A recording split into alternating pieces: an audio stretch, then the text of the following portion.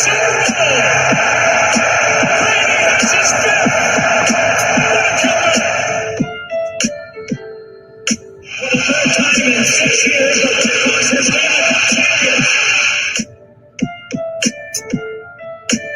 Sox fans have long been hearing the Boston Red Sox are world champions. This is going to be a tough play.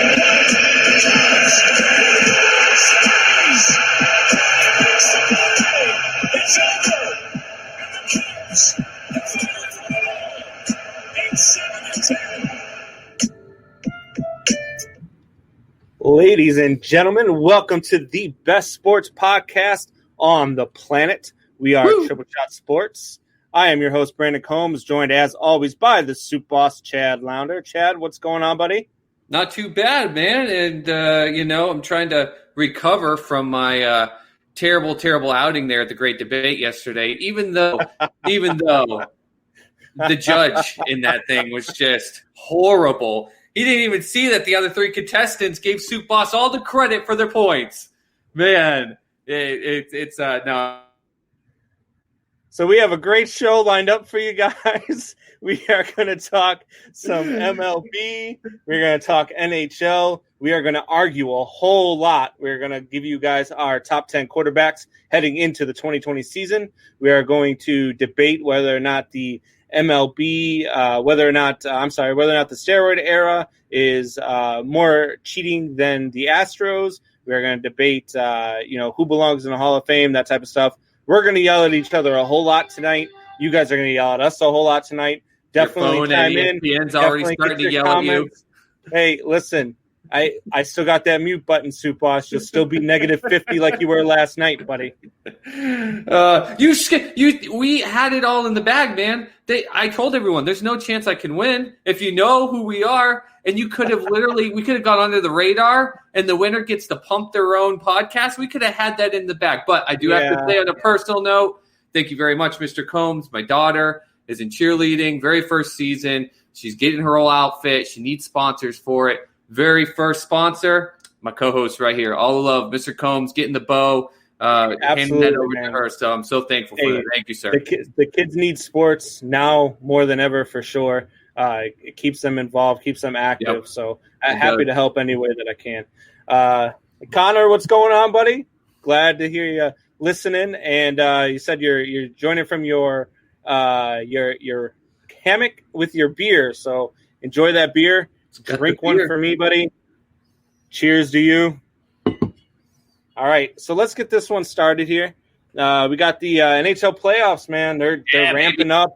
I gotta tell you, man, this NHL playoffs with this NCAA format is absolutely insane. I love it, man. I'm at work. I work from home, and I'm sitting in front of the computer, and I turn on at 11 o'clock, and I've got playoff hockey.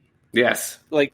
I don't think I've gotten any work done. I hope my boss isn't listening right now, but I don't think I've really gotten any work done all week long. So I'm so thankful my role was created by me in the leadership team. So I am my role. So I have it on my desk. I literally put it on my phone and I have it in my Google Pixel Buds. As long as I'm going at stuff, they come over, they can interrupt, they can talk to me.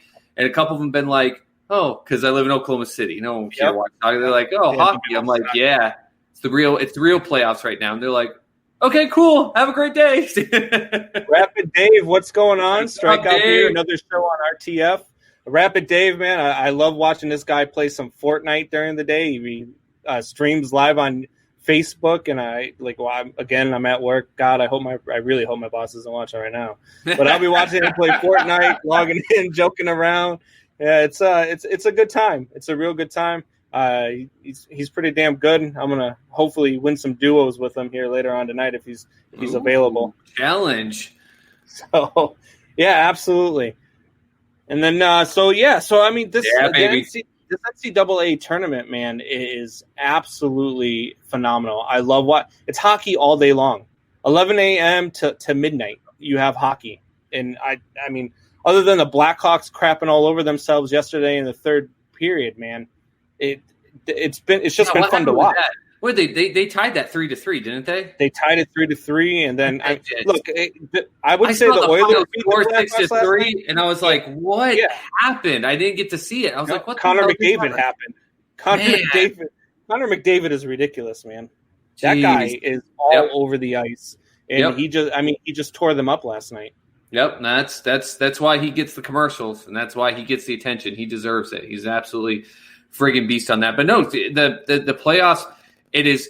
Here's the only thing about the playoffs, which actually concerned me as a Red Sox, as a Bruins fan. I don't even want to talk about the Red Sox.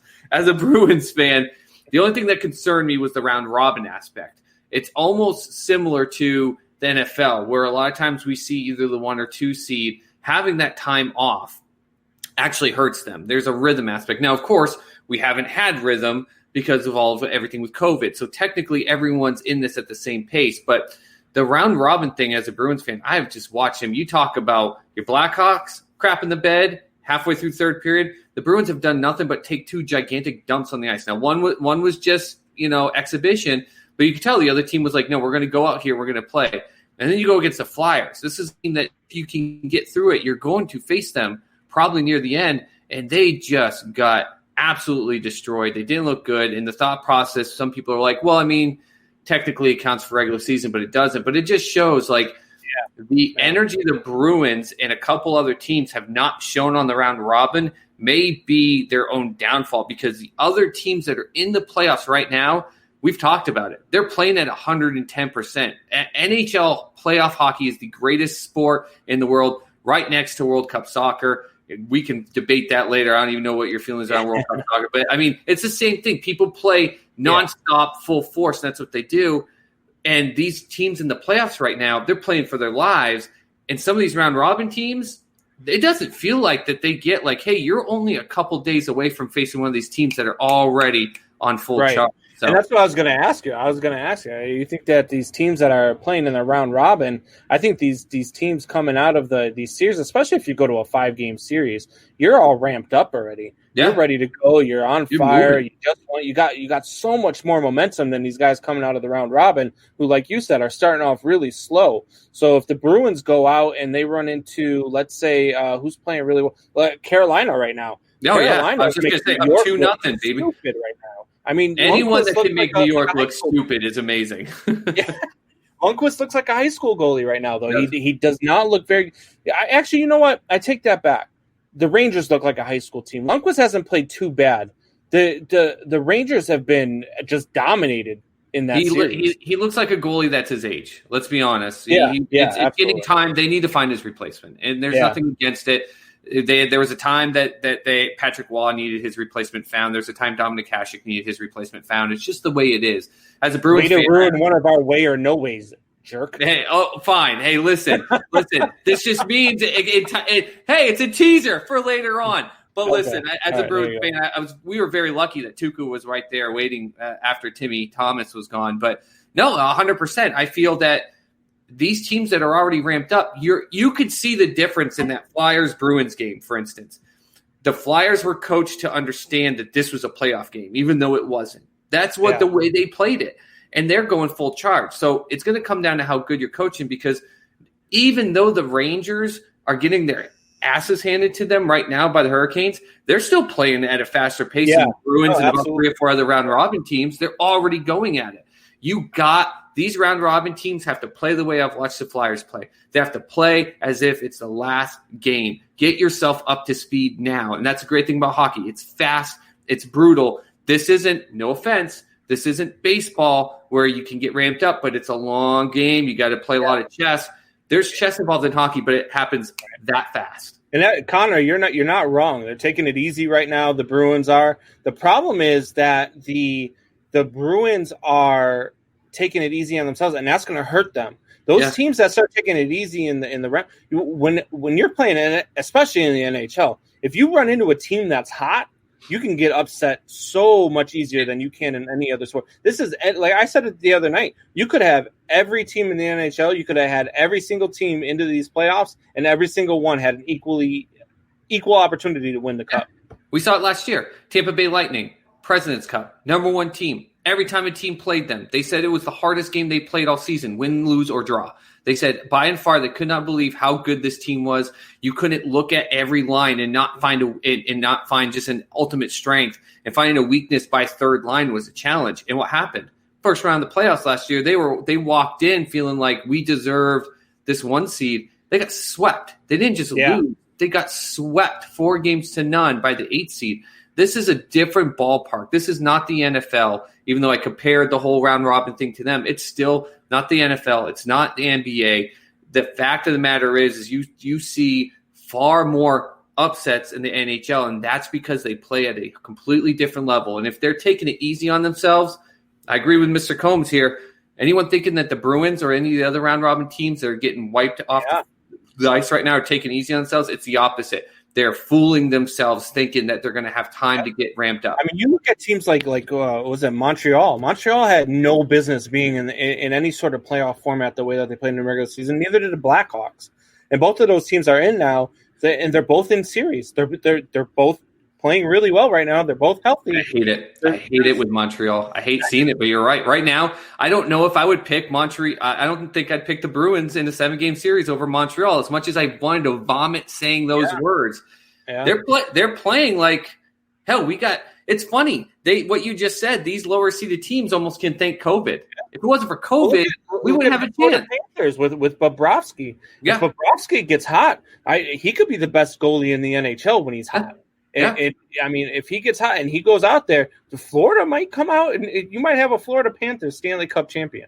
It's possible. You say it all the time. I think there's more to it, but you say one of the most important things is getting a hot goalie. Hi, Eileen, what's going on? Thank you for joining us, Eileen. Appreciate all the love, the support. Make sure you smash that like button, share the hell out of this, get other people watching. Now, with that said, though, you said that about the Panthers, but the Panthers lost to the Islanders today, so they're down 2-0. So he actually gave up 4 goals. So, but in the same sense, what you were saying is it's the truth. It's all about the hot goalie, and that's why with Lindquist, you got to look at his replacement, because there comes a point where no matter how good you are, you can't be strikeout beer. Yeah, baby, you can't.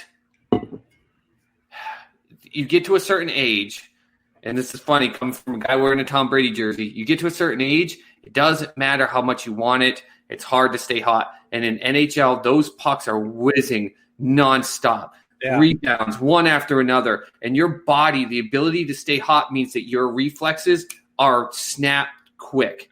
And at some point, they can't be. But that's 100%. It takes a hot goalie. It takes all of a sudden – when you play basketball and you shoot it and you can't seem to miss it, it's like it just seems like the hoop's so big. With hockey for these goalies, that's what it's like. It's like no matter what, they don't lose sight of the puck. They almost feel like they're faster than the puck, and that's crazy. Alan, I think what you need to do is get a hold of Michael Buckheister and tell him that you are the new poster boy. If all your comments are coming up RTF, hey, you are Mr. RTF. Make some money off of this, buddy. Either make some money or don't make a bad mistake, though. Sponsors may be watching this. Hey, man, we got a bunch of shows watching us tonight. We're on the RTF radar today, baby. Man, it must be all that great promotion. Is that Dylan from on and off the field? I think it's watching us, most likely. I think they were trying to make sure they wanted to come up and make sure that the great debate wasn't set up where I lost in the first round and you were just trying to be nice to them. Maybe it was the opposite of what we were doing. So, hey, Dylan, what you need to do is you need to host the next great debate. Let me and my boy both be contestants on there so I can shut him up once and for all. Make him lose again. You got on mute, Mike. You shut me up all the time. I don't know what you're talking about. How do I shut you up all the time? Give you the damn mute button. Man, you're lucky you gave my daughter some money for her cheerleading today. I swear to God. You're about to see, for everyone listening, you are about to see a great debate in this show. I mean, we've got some stuff lined up here. I looked at this breakout, and I almost thought to you, Mr. Combs, I was like, we could almost cut this in half and still fill the 2 hour. We're going to be yelling. We're going to be crapping on each other. And I was just thinking, the comments that are about to come in, please like this, share it, get people on, because we need your comments, because I guarantee you, I know I've got something on one of my lists that we're about to come up that's going to make people upset, especially my Sports Soup family. Yeah. But I know you, Mr. Combs. I know you. There's something on your list that's going to make people lose their ever-loving minds. There might be a couple things on my list that are going to make people lose their ever-loving minds, but we're going to get to that for sure. We're going to get that. Wayne. I like watching minor leaguers do their Listen, podcast. Wayne, whenever you have Jesse Bissonette on your podcast, you cannot call us minor leaguers. Come at me, Jesse. You can't even say New Hampshire the right way. So get out here. You say, I'm from New Hampshire. No, Wayne. You can't talk like that. Listen, just because you get in second place all the time in the great debate and you can't get over the hump doesn't mean you got to knock other people a peg below you. We get it. You're mad. It's okay, buddy. It's okay. It's all right. It's all right. He's just mad we're passing him and everything. That's all. Strikeout beer. Shots fired. You're damn right. Especially with Wayne G and those boys over there. That's for sure. I don't know if that was a shot by Wayne as much as it was just a pathetic attempt. Wow. Yeah, it's going to be one of them shows tonight, Dylan. You're going to want to stay tuned for sure. Oh, man. Absolutely. This is going We're going to have a good one here. So in the NHL anyway, boss, who's disappointing you so far? Well, I mean, other than the Bruins. I was just going to say the Bruins are a huge thing, and that's why I'm not trying to glance over here, but getting it on my other screen, the NHL is not working, so my phone's got to stay away from the mic. So people, as they see me going over here and doing this thing, listen, I think the Predators at first really disappointed me when their first showing against the Coyotes. Like, they looked horrible. They absolutely were flat. They were letting pucks go through the defensive end in the zone like it was nothing. They weren't covering in front of their goalie. Like, you need a hot goalie, but you need to protect him in the front. You got to own that crease. Don't let it get there. They were letting pucks come up and over two of their guys, like right over their thigh area, and a guy on Coyotes was just. It was an easy drop in. That's an alley-oop in terms of basketball. It's easier for your goalie to get hot, too, when your defense is playing well in front of him. If your defense ain't playing well in front of him, he's going to have a harder time being that hot goalie. He needs the ability to breathe in between some things and not just assume, because there's so much ricochets. Like, when someone puts it in front of the net, they got to worry it's coming off. It's not where they can see the other person on the other side coming. If you've got people on your own team that are off the mark, they have to worry, is that puck going to hit them? Is it going to hit a skate? So they're trying to analyze this one by one. And when they're looking at that and it just goes right by because the defenders aren't doing anything, I mean, that's easy. But they came back. They won today. Good for them. So that's a 1-1 series with the Predators. I kind of like the Predators. The reason I love them is the fans, which, of course, we don't have. But they had the Tennessee Titans out there doing the beer chug and all that stuff. Like, when you get the fans that involved, that's why I love hockey. But they went to another end. And then the other ones that I'm a little disappointed in is not because they're in a bad place, because the series tied 1-1, but the Blue Jackets had a chance to just put a chokehold on the Maple Leafs. I watched that game earlier. I mean, you're in Toronto. I know there's no fans, but you're in Canada. You're in that area. Like, you are up 1-0, and Columbus is, since they've come into this league, has been that league where people have said they show a flash, they've got potential, they've almost got it, and that's what this felt like. It was like they had a chance to put a chokehold on it.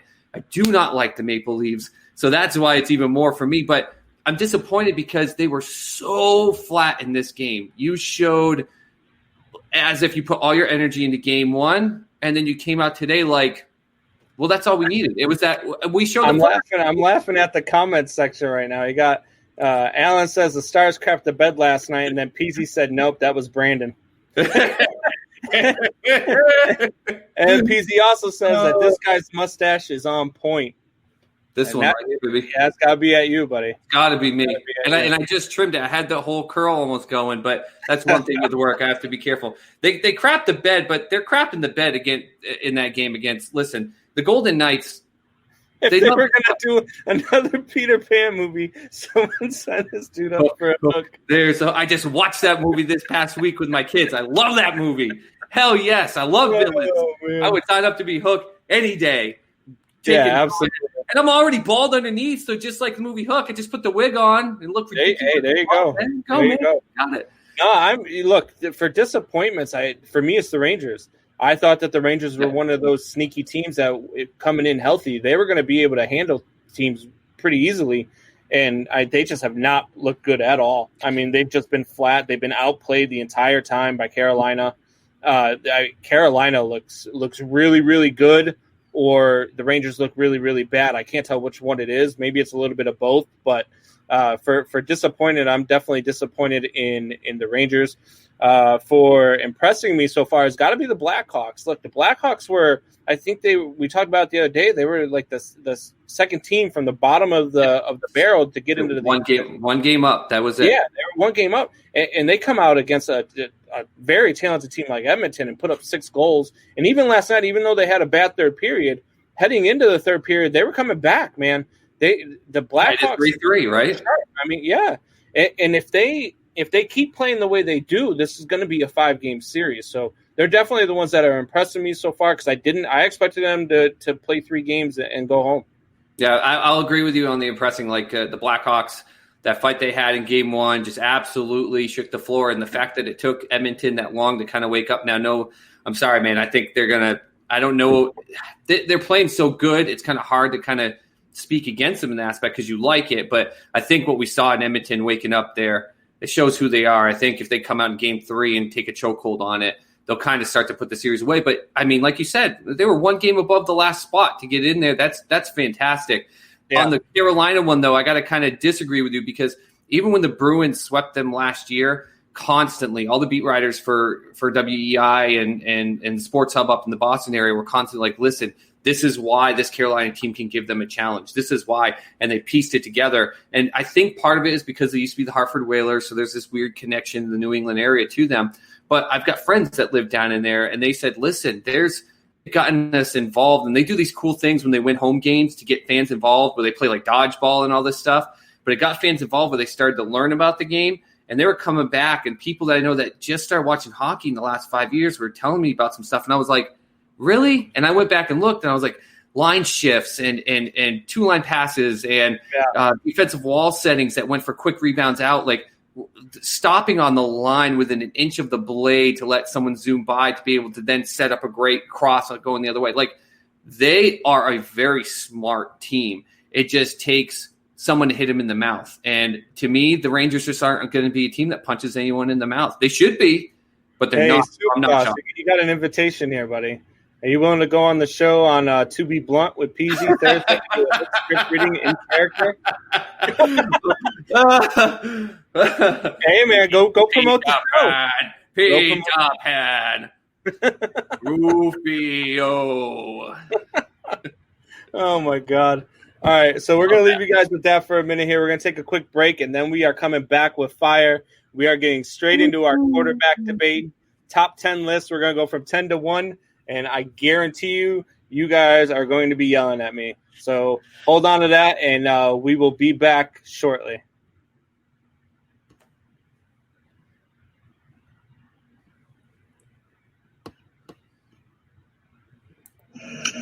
What's going on, Triple Shot Sports family? This is Brandon Combs, host of the best podcast on the planet. That's the Triple Shot Sports Podcast. Be sure to join myself and Soup Boss Chad Lounder live for 2 hours.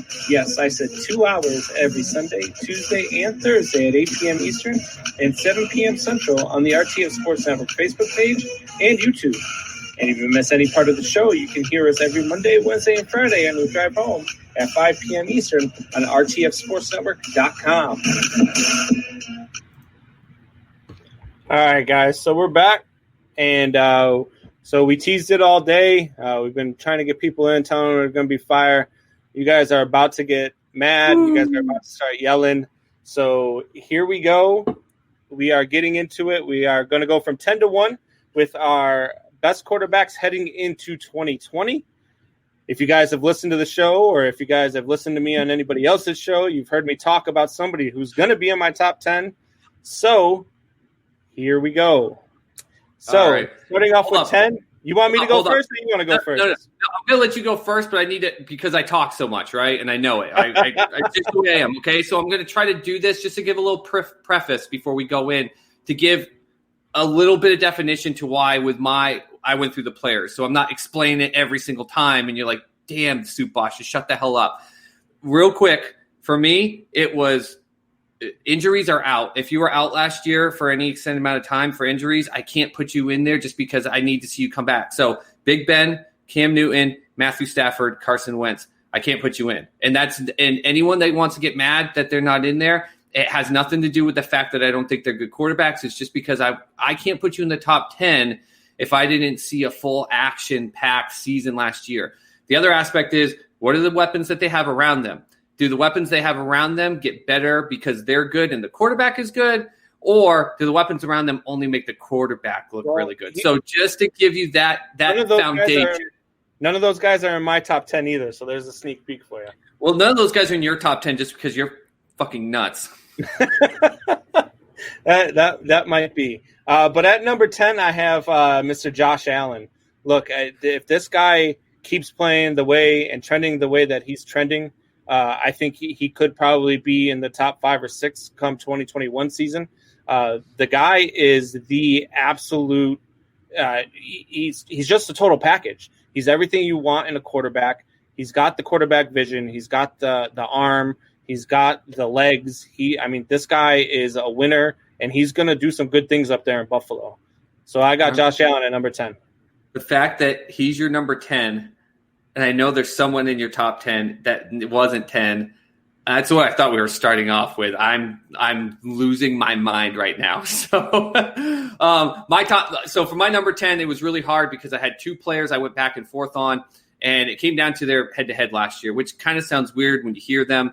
So I'm almost going to give you my number 11 here, but my number 11 was Aaron Rodgers, and I beat him out with Jimmy Garoppolo. And Jimmy beat him 2 times last year, and I know in the NFC Championship game, Jimmy didn't have to do much, but that's not against him.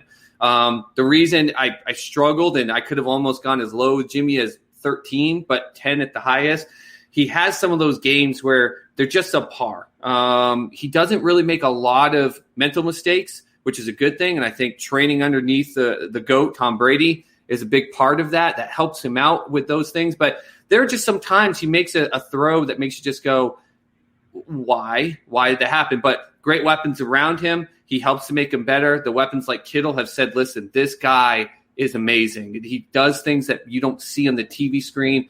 He went 2-0 against Aaron Rodgers, got him to the Super Bowl. So he's my number 10, and I put him over Aaron, who I was almost putting him at number 10.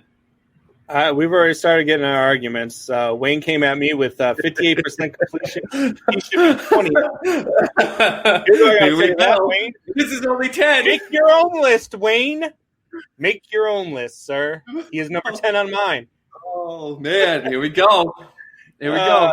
Strikeout beer. We are talking real stuff. So if I was starting a team and I had the 10th pick and the first 9 guys on my list were gone, I'm taking Josh Allen. If the first pick's going to be quarterback, you got to keep doing that. If the first round, everyone was a free agent and we're the GMs, if the first round has to be a quarterback, that's his decision. All right. So we'll alternate. You go first with number 9. Who's your number 9? So number 9 is a guy that I actually probably get online and have more debates with people as to why he's not as good, which kind of hurts my New England heart a little bit. But the fact of the matter is he still puts up some great numbers. So number 9, I've got Matt Ryan. Listen, Julio Jones, though starting to show his age, is still just a phenomenal force. And he said it. I didn't think on a couple routes that he was going to hit me in a certain way, and he got the ball to me. Calvin Ridley just had a monster rookie season, and part of that's his skill, but part of it I think is because of Matt Ryan. And now when you get a better running back, I hope, depending on injury aspect in there, it's going to give him hopefully a little bit more time to play action, because Matt Ryan loves that 7-step drop. He loves that hard bite on the fake and to drop it a couple more steps and really just hop step 2 and try to sling it. But when he doesn't have a good running back or the offensive line is hurting him, he doesn't have the ability. But if he can get the ball out of his hands, he's got a great arm. He sees things on the field a certain way that are really good. I don't think he's a Super Bowl quarterback. I think he got in against the Patriots in a year that the whole team got really hot. But he's my number 9 quarterback. Yeah, see, he's another guy I don't have in my top 10. Maybe 5 years ago, Matty Ice was that guy, but he just I don't know. It's something about the Falcons. I feel like every year they find a way to disappoint you. So Yeah. I couldn't really have them in there. At number 9, I actually have Dak Prescott. Look, the guy has a lot to prove, but he still does show you that he's a starting quarterback in the league and that he's a top-tier starting quarterback in the league. He produces. He does the things that he needs to do, but he does need to produce at a higher level. Next year, he could be in the top 5, or he could be in the between 10 and 15 and be off the list.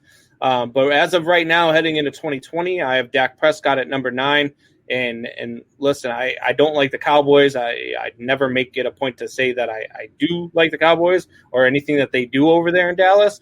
But Dak Prescott's a good quarterback, and he's a top 10 quarterback in the league right now. So the only people that like the Cowboys are truly Cowboys fans. Everyone else just can't stand them. But it's like you and the Yankees or the Patriots. Yep. They're just you have to be a fan of that team, otherwise you just hate them. Now, with that said, what benefits him, you and I, at least I know we agree here, he has the number 1 running back in all of football. Yep. You and I both, if we do a running back list, I think we just blew number 1, but Ezekiel Elliott is, and I was proven wrong last year, and it made me a hardcore believer. He's the most efficient running back in the game. That helps stack out. But that's because Falcons head coach Dan Quinn is dumpster shit. Oh, man, I love Jared. This is why we need you guys on. This is why we need you on. We need you sharing it. Don't just hog it yourself, because you guys are great. Keep people coming in. We need these comments. We need your interaction on Twitter. I'm putting up polls on Twitter, not only during the show at the end that will go for 2 days, but I'll start doing between shows. We need your interaction, because that is awesome. Strikeout beer. Let's be honest. You didn't need a reason to drink. Your show's called Strikeout Beer. You should have said y'all going to drive me to get sober. That would have made more of an impact. If you have $31 million, you're paying Dak for a year or buying 5 million pizza rolls. Tony the Pool. Look, Tony, that was a great meme. But the problem is one of the people on Sports Soup pointed out that number isn't even accurate, because when you take the amount of money you buy in bags and the average count of bags, it's something like 246 million pizza rolls, and everyone was like, "Oh hell yeah, I'll take that many pizza rolls." All right, so here come the yelling at me and the screaming at me, because at number 8, I have my boy, Mr. Jameis Winston, baby. Mute my mic. Listen, Jameis Winston is the only quarterback last year, and I get it. Look, this is a top 10 quarterbacks, not top 10 starting quarterbacks. So I get that he's a backup this year, and I understand. But not one quarterback in the league other than Jameis Winston last year threw for 5,000 yards and 30 touchdowns. And I understand the interceptions. Everybody comes at me with the interceptions. But not every interception was his fault. So stop that. No. You're not going to put every interception. Go back and watch every interception. How many tipped off? No. You stop. How many more interceptions would he have had if defenders didn't drop the ball? You use that stat too much to defend him. There are so many. That's why I'm not big on Dak Prescott. I went to a game and watched him throw 2 interceptions that should have been 9, because 7 of them hit defenders in the hands. Jameis Winston is lucky he didn't have 40 to 45 interceptions last year. Winston also threw for 5,000 yards and 33 touchdowns, and he was impressive when he was on. Yes, he threw a lot of interceptions. Yes, he's got to get that down. But you know what? I know another Hall of Fame quarterback who threw for a lot of yards and a lot of touchdowns and also holds the record with the Brett Favre thing. Yes, absolutely. Brett Favre got to the damn playoff. How many times was Brett Favre the backup for another Hall of Fame starter? He never was in that aspect. He came into the damn league. He got to play, and he played. And I'm a huge Brett Favre fan, but he made a ton of dumb mistakes. But you know what? He knew how to capitalize afterwards on mistakes by the other team, or knew, okay, I have to make these adjustments. Jameis Winston threw 16 pick sixes. Of course he was on the field throwing 5,000 yards. When you go 60 yards down the field, throw a pick six, guess what? You go back out on the field. It's a Brett Favre also had a season where he threw 20 touchdowns and 29 interceptions. One season Winston are basically the same damn quarterback. They are not the same quarterback. You want to know why? How many playoff games has Jameis Winston gone to? This is one season for Jameis Winston. It wasn't one season. He got his whole rookie contract in Tampa Bay. And his divisional rival, the Carolina Panthers, who came off of a bad year with Cam Newton pretty much going away, they looked at a guy who was a backup and came in and played for 5 games in division, and looked at a guy who played for 3+ years in the division and said, we trust the guy 5 games better. Want to know why? Because he knows how to actually manage the game. Jameis Winston can throw the hell out of the ball, 100%. But he is not. There's a reason he's a backup. I'll tell you, there's a reason to stay healthy.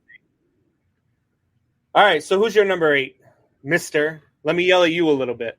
Okay, so my number 8 will probably shock some people because it's not as high. Got his eyes fixed. He should be good. He said now he's throwing the guys in blue, so it won't be as bad as throwing the guys in red, where he gets so mad. He's the top 10 quarterback. I don't care. Fight me all you want. Who's your number 8? Number 8, Deshaun Watson. And now remember, I gave some aspect to the foundation. I know. But hear me out real quick. I gave foundation as to why this is. This is not because I think Deshaun Watson is only the 8th best quarterback in the league. He's higher, okay? But we're talking about quarterbacks going into 2020. Who did Deshaun Watson lose? Oh, that was a question to you. DeAndre Hopkins. He lost the best. Right, he lost the best wide receiver in the game. If you do not think that is going to hurt him, you're crazy. He had a great comeback against the Bills, but outside of that, what you saw in that playoff game against the Bills is what you're going to see a lot of this season. Part of it, his coach sucked. His coach, Bill Bryant, sucks. They got rid of the best wide receiver in the game. What'd they do? They went and signed Emmanuel Sanders, I think. What did he do? I get it. I get that his receiving core and the way that they're running that franchise is horrible. But you said it yourself. He's not the 8th best quarterback in football.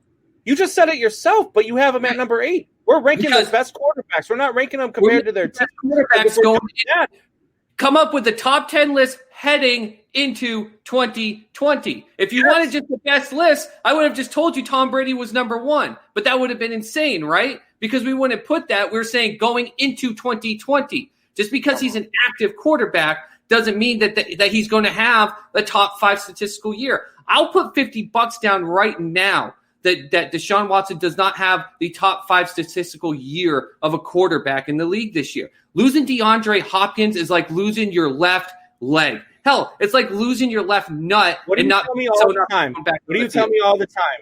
Don't look at the numbers. Use your eye test. Just because you play on a 1-15 team doesn't make you a horrible quarterback. Just means you're a great quarterback playing on a shitty team.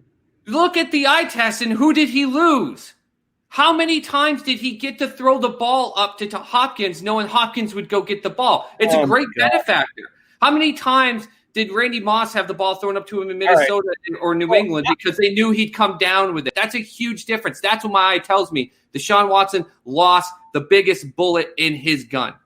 I'm interested then. Who's your number 7? Who you got ahead of him? So number 7, I got ahead of him. The guy that, though, did lose to him in the playoffs is on the up and up, and that's Josh Allen.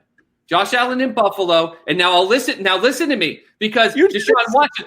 No, don't tell me to say it and then give me shit 2 seconds in. Deshaun Watson lost DeAndre Hopkins. Josh Allen, who was 3 minutes away from beating Deshaun Watson in Houston, picked up Stephon Diggs. Are you kidding me? You're going to tell me that losing Hopkins on one side and picking up Diggs on another does not benefit the person with Diggs? Are you crazy? Look, Deshaun Watson still has weapons there. Deshaun Watson was doing things because he was trying to get the ball to Hopkins. He was trying That's such a horrible situation. You got to throw the ball to Deshaun to when Hopkins. Everybody on the field knows that's where you're going? Yeah, absolutely. How many times did defenders hop in front of Hopkins or get the ball away from him? Oh man! You know I'm right there. You're crazy. You know I'm right. They were not a high number. And then you have the guy. Then you have your number 7 as the guy who lost to him in the playoffs. Get out of here. Who didn't lose Deshaun Hopkins and picked up Stephon Diggs. Let's get back to some sanity here.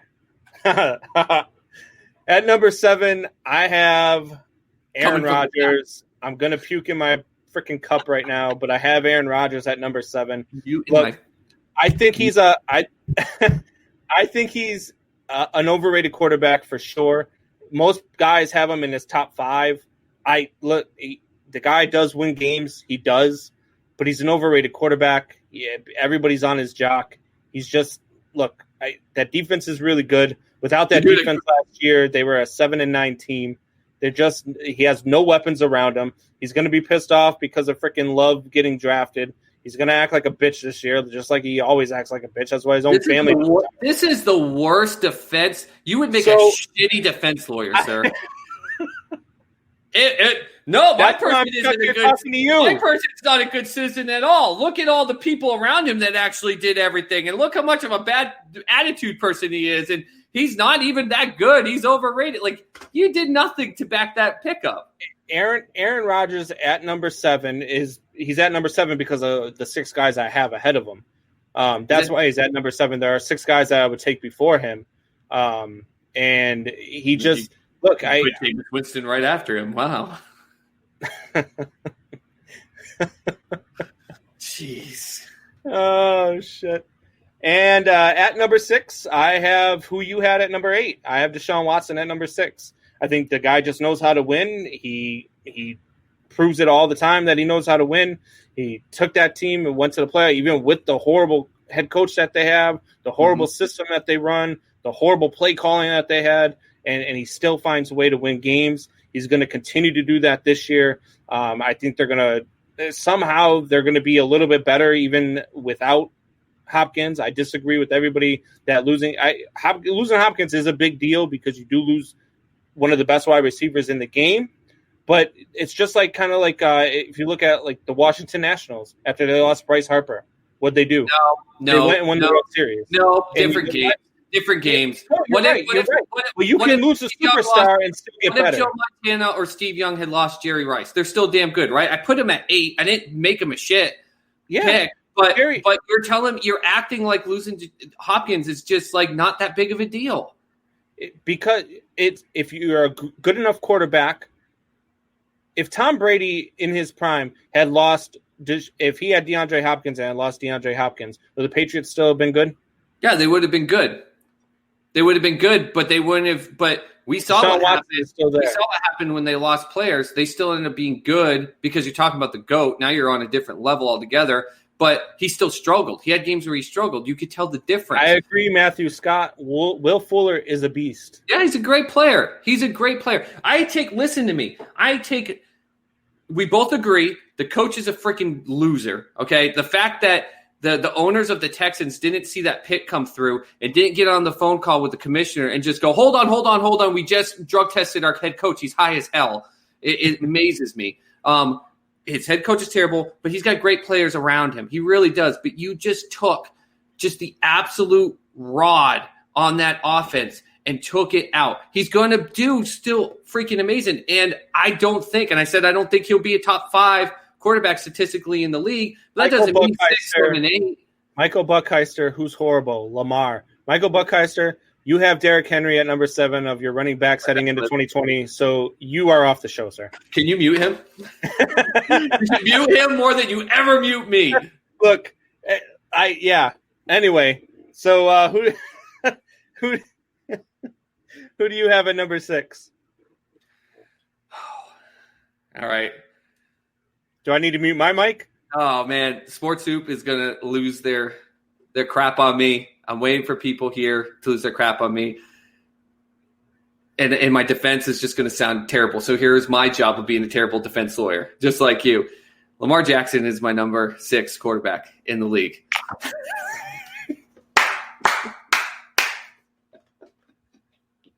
What did you just say? Lamar Jackson is the number 6 quarterback in the league because I do not fully think he is yet a full-scale quarterback in the league. Hate me for it. He is why he is deserving of the number 1 spot in the NFL's popularity list is because he's the only player in this league that is a 2-position player. He's a top 10 running back in this league. He's 100% a top 10 running back in this league. But the offense isn't always built for him to run, and he runs the ball. And he does it great. He really does. But we're talking about quarterbacks going into the league. He's a winner until he gets to the playoffs. But the fact of the matter is once he gets hit a couple times, you've seen it in the playoffs, what happens to him. He gets frazzled. He throws behind his receivers. He has a hard time. Balls start wobbling when normally he's got just a tight spiral on that football. He gets hit a couple times, those things start wobbling. Listen, I think he is the most dynamic football player in the game. He's a top 10 running back in the game. He's a top 10 quarterback in the game. And he's the only person that can have that set of them, period. But I think when it comes to the quarterback skill itself, he's your number 6 quarterback. Fantasy-wise, hell no. Fantasy-wise, he's top 2.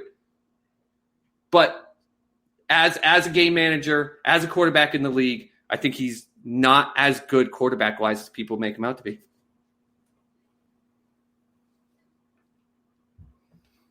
Who's your number 5?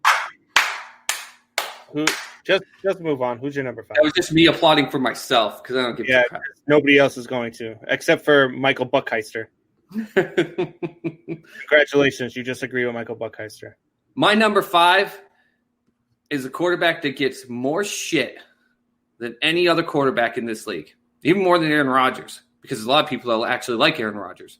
He gets more crap than anyone else, all because he followed up a season that had strikeout beer. Got knocked out by the Titans, right? Who knocked out New England? Yeah, exactly. But how much worse was that knockout? And with Tom Brady, everyone, I've said it on this. And he admitted it. He said, I knew when the season started I was done. His head wasn't in the game. He didn't do OTAs. He didn't do everything he's doing in COVID right now down in Tampa Bay. We'll get into that later.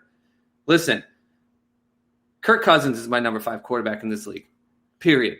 Kirk Cousins, by and far, gets so much crap by everyone. Cousins is better than Lamar Jackson? He is.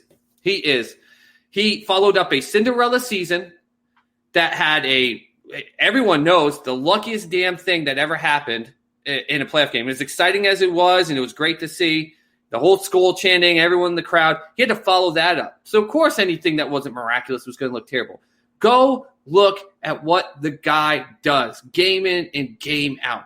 He manages the game. He doesn't just let his other players walk all over him. I think that's why there was a problem with the Diggs aspect. But a lot of other players have said, no, this guy knows what he's doing. He manages the game. His efficiency rating is through the roof as well. His QBR rating is through the roof. Now, everybody's leaving. You put Jameis Winston in the top 10. Everyone already left. You got Kirk Cousins at 5 ahead of Lamar. You were going to put him at 10. Then you got him at what, 7? 7? Look, you got a backup quarterback at 7.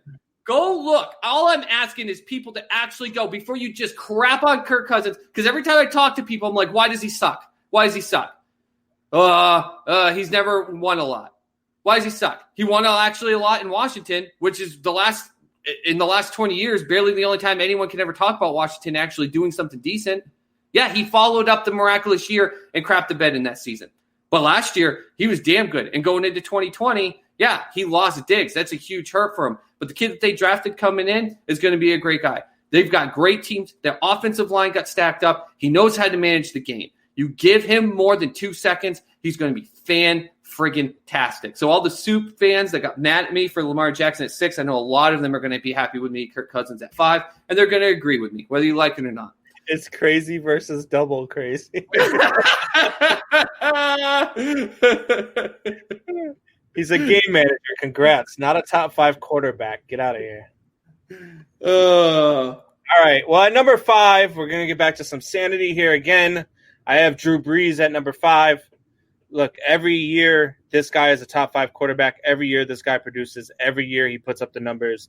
He runs one of the top offenses in the game. He is definitely the number 5 quarterback in the NFL. He runs the top offense in the game. He wins every single year. He is, he's a pass interference away from probably setting up one of the greatest Super Bowls we've ever seen, whether it was going to be against the Chiefs or the Patriots. You're saying sanity, and I'm actually thinking you're a little insane for having him that low. All right. I mean, it's top 5. Let's get to some serious aspects of this. We're now looking at the top 5 in the league. If you are named top 5 in the NFL in any position, you're doing pretty damn good. So it's not that putting him at number 5 is a bad thing. I just think he deserves to go higher. Until I see Drew Brees just laying a lump on the field like we saw in Brett Favre's last season and just shit himself, I'm not going to have him lower than 5 or 4, to be honest with you. No kidding. So you've got Brees at 5 and his backup at what, 8, 7, 8. He's at 5. Man, they should just line up both Brees and Jameis and a split back formation, and they don't know where the ball's going to because no matter what quarterback it's a top 10 quarterback throwing it out there to Thomas and Kamara. Woo!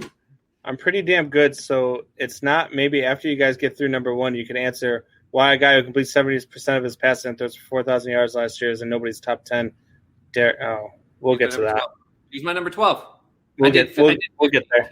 Derek Carr's actually my 12, but the problem is you've got to have the full package, and he's got a guy now breathing down his neck in Mariota that it's just going to need to be Carr just choking one game here or there, and he's going to be sitting on the bench. Carr completes 70% of his passes because he throws 2-yard outs.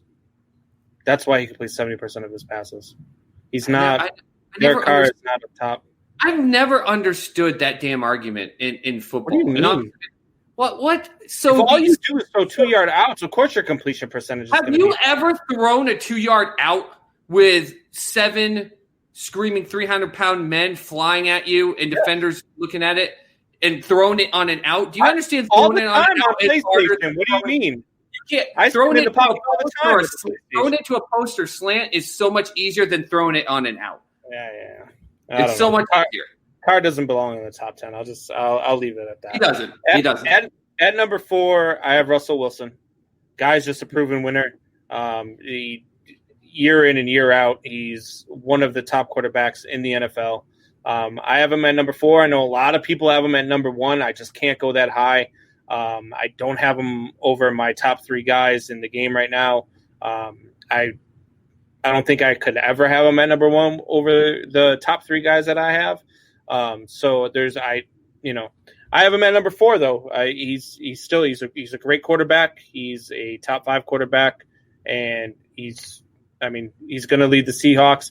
They might win the Super Bowl this year. I mean, they're pretty good, and they might add Antonio Brown, which I think would destroy that locker room. But on the field, he's a stud. So you give him one more big weapon, and how funny is that? You're either going to go with Antonio Brown, who after serving 8-game suspension will still have enough weeks to probably destroy that locker room, maybe, or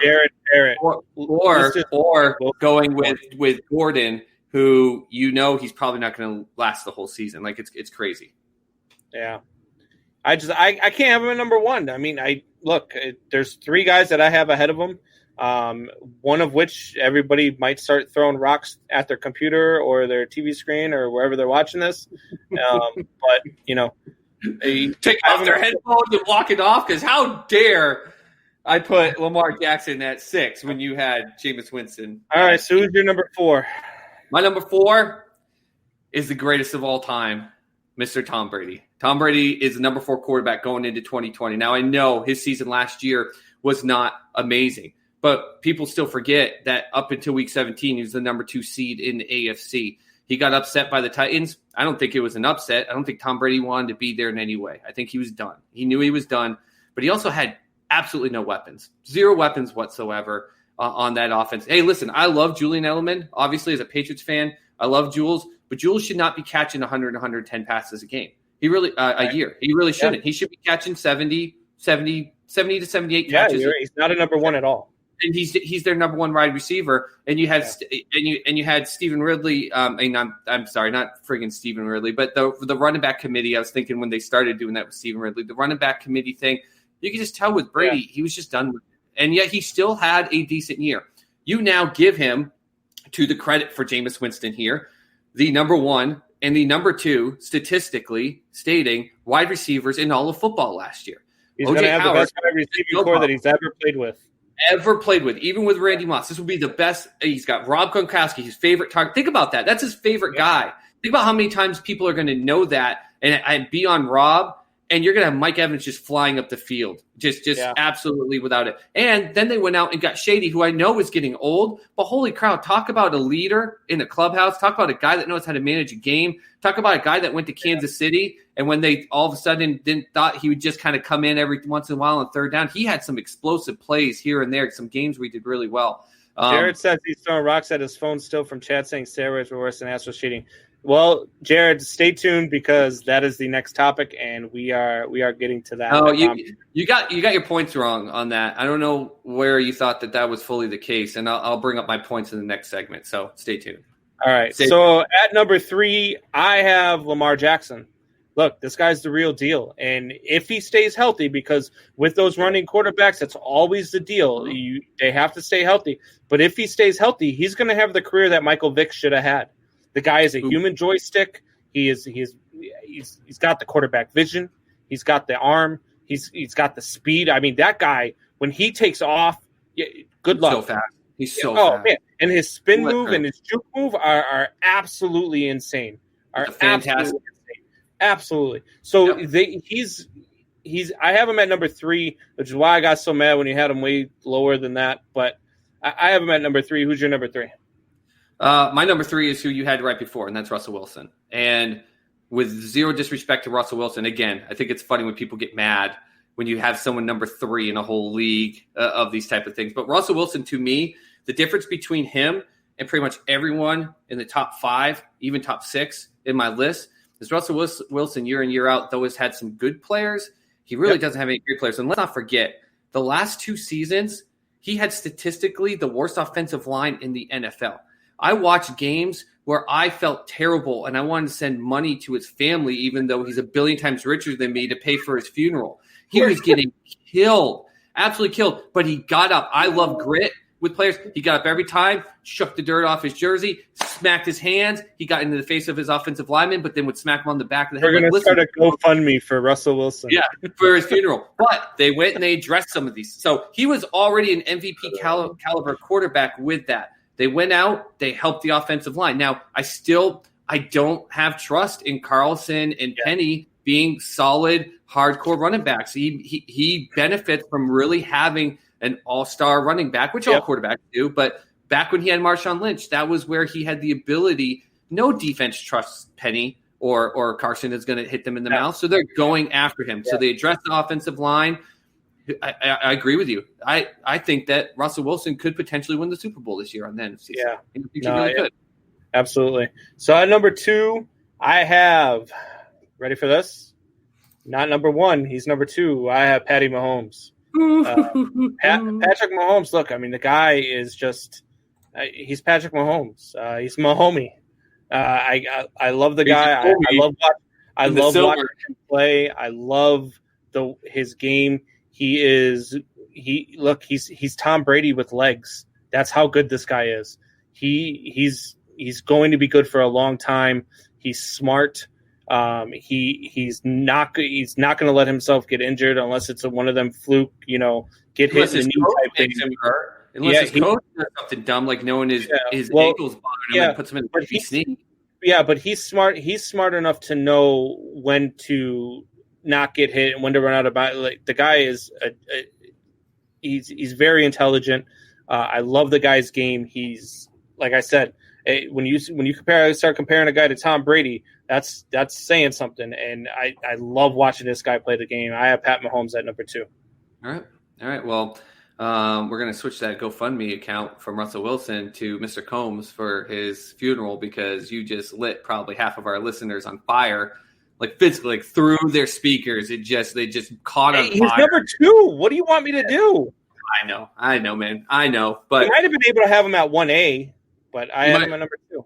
Well, you can't put him at number 1 when you obviously have Mitch Trubisky as number 1, because if you got Jameis Winston at 8, you got to have Mitch at number 1. I don't know how my mic is not muted. All right. Is Big Dick your number 1? Give me number 2, goddammit. My number 2 is Drew Brees. Listen, I think it's funny because when you sat here and explained why Drew Brees was your 5, and I said, yeah, top 5 is still amazing. You sat here and gave every reason why he really should be higher. Drew Brees, until I see him in a lump on the field a la Brett Favre, I will not put him out of the top 3. And the season that Thomas is one hell of a wide receiver, but I don't think he's even better than Hopkins. I think a lot of that still had to do with how damn good Drew Brees is. And he's not just good just because he can sling the ball. I mean, I'm pretty sure he's like a 5'6" midget out there, and somehow he can still look over his offensive lineman. He is so precise with the routes of his receivers. He makes them good. Kamara talked about when he came in, he talked to him about, there's a running back aspect, but he got Ingram with him, and he said, you're going to need to know your routes. Not, you're going to run a wheel route, and you're going to do this. You need to know how many steps you go here, how many steps you go here, because I'm going to be 5 seconds ahead of you. And that ball is going to be there before you're even looking at it. And I can't tell you how many times in highlights where they've shown that where a wide receiver is going out, and he hasn't even hit his turn on the sideline to go up. Brees has already let that ball go. That's insane. It's an absolutely insane thing. He knows the game. He makes every offense he's in number 1. He makes every player that's on his offense number 1. He is my number, which is funny because I just ragged on you for not putting him higher when I said everything about him being number 1, but I got him as my number 2. So who's your number 1? So my number 1 is who you put at your silver. Listen, Patrick Mahomes, and I'm a Patriots fan, and I'm saying this. Ready? Patrick Mahomes is a D Ford offsides away from being back-to-back Super Bowl champions, back-to-back Super Bowl MVPs. He was going to go in against that Rams team. I think people would have been more happy. I'm a defense guy. I love the Rams-Patriots Super Bowl, but I know a lot of people don't. He would have gone in there, and they would have had, just like that Thursday night game they had early in the year, they would have lit it up, but he would have thrown, I guarantee you, he probably would have almost hit 600 damn yards in that game. He's electric. He's smart, just like Lamar Jackson with his ability to run, but he's not just running to just run. He runs to create more time. How many times have we seen him just go outside the pocket, run around, and, he's got to throw it away, which smart quarterbacks can do, but he realizes he doesn't have to throw it away because he's created enough space where all of a sudden it looks like he might throw it away. He might come. No, he's going to throw it to Hill 35 yards down the field on a 3rd and 15 or something crazy like that. He is electric. He's the future of the league. Every Bears fan, I'm sorry, my friend, knows that they missed out on the opportunity of changing the whole aspect of that dynasty by going up in a pick. But remember, not everyone would pick on Mahomes. People were but people were shocked that the Chiefs went up to go get him at 10. Right. Kudos to their scouting team because he's the face of the NFL right now. All right. So I had Mahomes at number 2. Here's my number 1. And listen, people are going to yell at me. People are going to scream at me. I don't care. There's a lot of haters here. Chad's going to like it, though, because number 1, until the day he dies, is Tom effing Brady. I don't even agree with it for 2020, and I'm so pumped right now. Yeah! Look, Tom Brady is the GOAT, and he's about to play with the best wide receiver core he has ever had. That man is about to put up numbers that we've never seen before if they have a season. He is about to go out there, and I'm telling you right now, they are going to win that division. They are probably going to be the first team to ever host a Super Bowl. And Tom Brady is going to go out and just retire right afterwards because Tom Brady will have nothing left to prove. He's not a system quarterback. I hear that all the time. Mike LeBlanc loves to say it. Mike Buckheister loves to say it. He is not a system quarterback like everybody says that he is. If anybody's a system quarterback, it's Drew Brees. I mean, Teddy Bridgewater came in, goes 5-0 with that team. Tom Brady is the best quarterback to ever play this game, and it's not even close. So fight me if you want, but Tom Brady, until the day he dies, not the day he retires, until the day he dies, he is the best quarterback in the NFL. I hope he doesn't die like Brett Favre did in the middle of his last season. Man, that was a terrible thing to watch. But Jared, Evan, that 2, cut it out. Bridgewater went 5-0 with that team. It's the weapons. Drew is great, but number 2, go to bed. The stats weren't the same, though, Jared. Yeah, he went 5-0, and that's why Carolina picked him up, because he can manage the game, but it's different. It's completely different, and you know it, because he's more electrifying. That's why I didn't have him higher than 5. Probably Brady probably beats Breeze twice. Hey, All man, right, guys. I love it. I love your pick. I love it. We're going to take another break here real quick, and then we will be back, and we will get some more people yelling when we start talking baseball. I know Jared's looking forward to it. He is probably going to scream and yell at the computer because we are going to talk some sense into Soup Boss. God. Here we Jameis Winston in your top 10, but you're going to talk sense into me. Okay.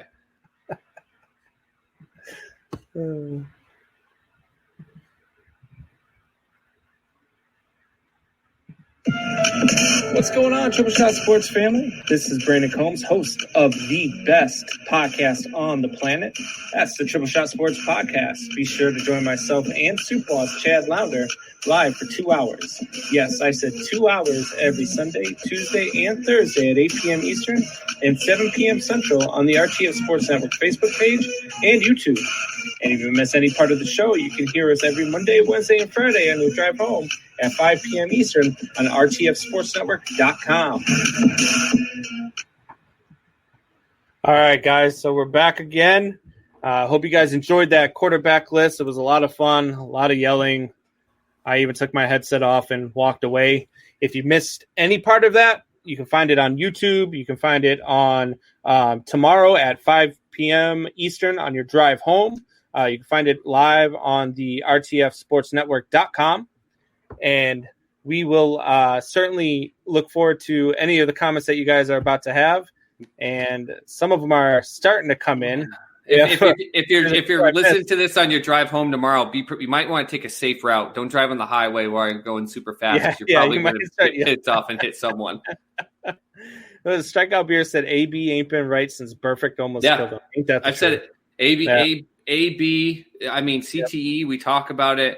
It is literally something that creates a bipolar aspect in players. And since that hit by Perfect, he has been – look at what he does. I'm retired. 2 days later, I'm not retired.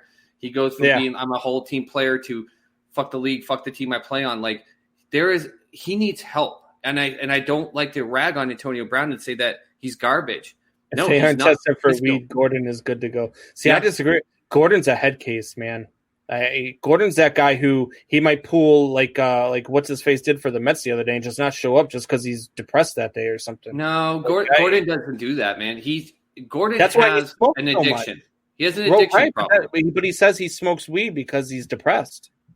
Yeah, he's got a depression problem. That's a depression problem. That doesn't – I don't know. I guess maybe it's just the definition of head case. To me, depression and struggling with mental illness to me is not a head case. A head case to me is what we see 70% of the time from Antonio Brown, but that's because his brains are jumbled up there. He needs help. Antonio Brown really does need help.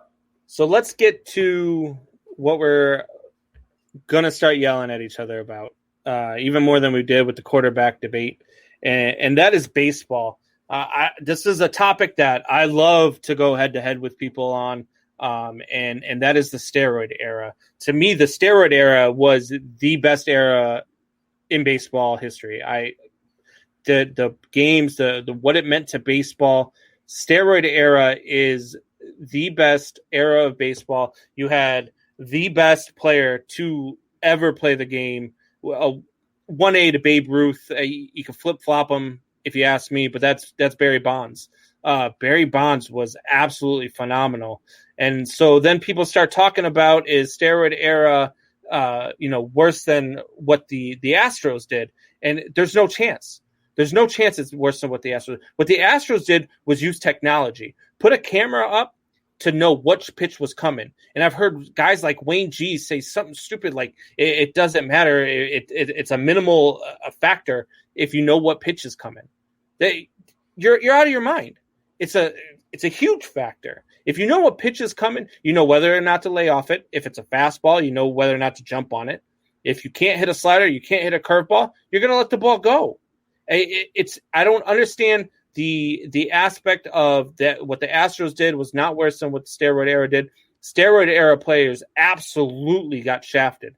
Absolutely got shafted. Baseball knew that they were juicing, and then when they got their hand caught 100%. In the cookie jar, they used those guys as scapegoats. So I don't ever want to hear anybody say that steroid era players were cheating any of that stuff, because we had this conversation the other day that at that time there was no test. There were no rules against it in baseball, and there wasn't. Was it against the law? Were the steroids that they were getting, were they illegal? Yes. But in baseball, there was no testing and there were no rules against it. And baseball absolutely knew that these guys were doing it, made 100%. billions of dollars off of it, brought all their fans back to the game after the 94 debacle.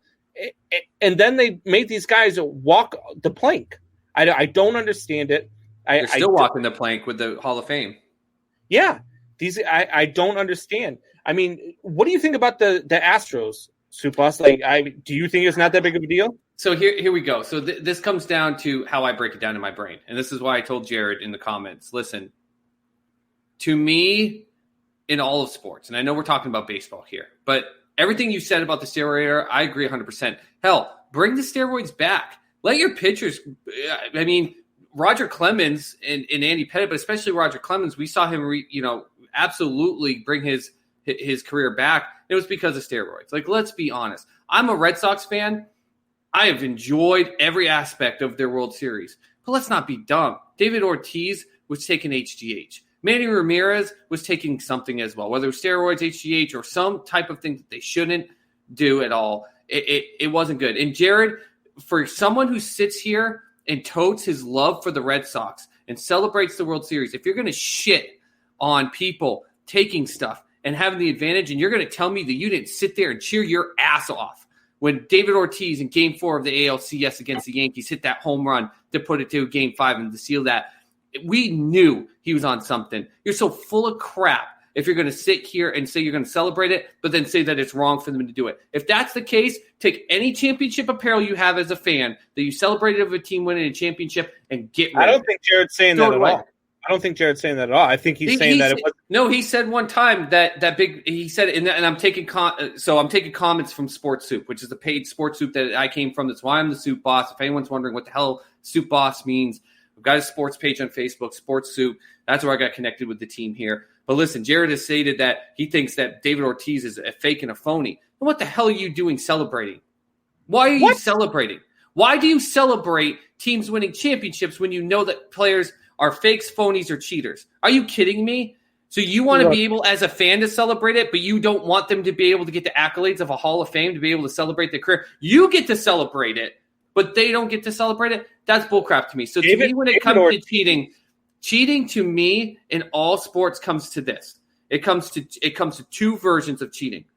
You're cheating to find a way to win, which every single team, and I'll bring up an example after you take your turn here, Mr. Combs, or you're cheating to hurt the opposing players. And that's the version of cheating that I think is where the line is drawn between the two. When they had Bountygate with the Saints against the Vikings, and it wasn't just that Vikings game, but that's the famous one, where the goal was go out there, and we know it in football, like you want to go out there and you want to put a person on the stretcher, but you want to hit them so hard legally it doesn't. That's not what they were doing. They're getting paid to purposely injure the other players. That's a different form of cheating to me than finding any calculated way to find a competitive advantage against your opponent. That's, for me, where the line is drawn. So anything below you hurting the other team, to me, if you get caught, you got you're caught. Okay with the Astros. You're okay with the Astros using technology to steal signs. I'm okay with it. No, see, I'm 100% okay with it. So let me ask you this. So let the players speak for that. Okay, let the players on the game speak for that. Everybody knew Sosa and McGuire and Bonds and all those guys were using, correct? Yeah. Everybody knew. Okay. How many times? Who spoke up? How many times before a season? But nobody spoke up, and that's the point I'm making here. Before the season, how many times did we sit there and say, "Man, I wonder how many times Bonds is going to get plunked this year"? Man, I wonder how many times McGuire is going to get hit this year because he's using. Or how many times Sosa is going to get hit this year. But this year, there's bets in Vegas for who's going to be the Astro that gets hit the most. And you know why? Because that's a huge deal. Use the technology to steal signs, to know what pitch is coming, and to use it to win a World Series, that's a huge deal. And if you don't think that it is, you're wrong. How many in the last World Series, who won the championship, this last one? Before this broke, and no one knew it, and they were still doing it. Who won the World Series? The Nationals. How many games in Houston did they win? I can't remember offhand. All 4 of them. They won all 4 games in Houston. So that whole thing about how that's the reason they won the World Series before gets defunct to me when another team goes in there and all 4 games beats them. Okay, so first off, it's a desire for a competitive advantage. It is not guaranteeing a victory. I'm not saying, so where's your line? It's not guaranteeing a victory. That's what I'm saying. It's not going to guarantee you a victory at all, but it's going to greatly affect your odds. I mean, the Nationals won it, and kudos to them. That shows how great of a team that they were able to overcome something like this. This team knew what pitch was coming. So how many times did Sammy Sosa get thrown at? How many times did Sammy Sosa get thrown at even though he had a cork in his bat? None. Why? Isn't that trying to gain a competitive advantage, which doesn't guarantee you a win, but it helps you to be better? I don't disagree with you, okay? And I also don't agree with pitchers going out there and trying to hit these guys, because if you go out there and you're purposely throwing at a guy's head, even as much as I loved that Joe Kelly thing, I thought it was hilarious, but I don't condone going and throwing 100-mile-an-hour fastball at a guy's head. At a guy's head? No, because that's cheating, trying to hurt someone and put them on the gym. And what happens when the first the batter should be able to come at you with a bat, because fair game. You got a weapon. When the first Astro batter that gets hit in the head and walks 2 steps and then passes out and has a brain hemorrhage or something like that because they walked down the first baseline because you thought, fuck them, I'm going to throw a fastball at his head at 100 miles an hour. No, screw you. That to me is what I don't get. I get it. People are upset because they use a competitive advantage. And on the aspect of this, I just kind of want to paint this because so many of these players that are pissed. I'm going to try to put the little dude in here. He's talking about Altuve. I feel like Altuve coming at you is like a freaking midget on roids coming at you. Like, hey, you just don't know what to expect. He might bite your ankle, and he might get an advantage. I was going to say, you don't actually punch straight. You'd have to punch down. Disadvantage. So what do you mean, Jared? He wasn't going for his head, but it went right at his head. All three pit. Yeah, he was definitely going for his head, Jared. Definitely going for his head. He missed the head like 3 times. Yeah, he had no control. He went 3-0 on a batter, and you saw him on the mound shrug. That was him saying, "Screw it." When you don't have control of your pitches, you should not be going up there saying, "I'm going to be the pitcher now that throws it at the batters." Unless you are pinpoint control and you can throw that in the rib cage or in the ass cheek. You should not strike be out here. It was Joe Kelly who was throwing at their heads. And I love Joe Kelly. Look, what he did afterwards, though, that was hilarious. Oh my God. He walked off the field and gave him that face, and then to hear what he had said to him, and nice swing, bitch. And what was his response? If I had hit it, I'd be walking home. And he was like, "That was stupid." Yeah, no, he was definitely thrown at the head. He went over. First, it was Bregman. Behind. Yeah, he threw at Bregman's head. He threw at Correa's head. Yeah, that fastball behind Bregman's head was 98 miles per hour. I dare you to put a helmet on your head and take a 98 mile per hour pitch to the head and tell me you'll be fine the next day. Jared, stop it. Jared, stop. I truly don't believe he didn't. He didn't have control. Okay. So you don't have control. No. Don't throw the fucking ball at batters. Yeah, that's the problem. He had enough control to strike out 2 hitters in that inning. I don't know. He was 3-0 and he shook his head because he didn't have it. He was throwing at the head for sure. Let a pitcher with control. You put the lives of danger. Now hold on real quick with this, because when it comes to the lines of cheating, here's why I think it's just more of the aspect of the culture, of sensitivity, of players who are like, it's not fair what he did.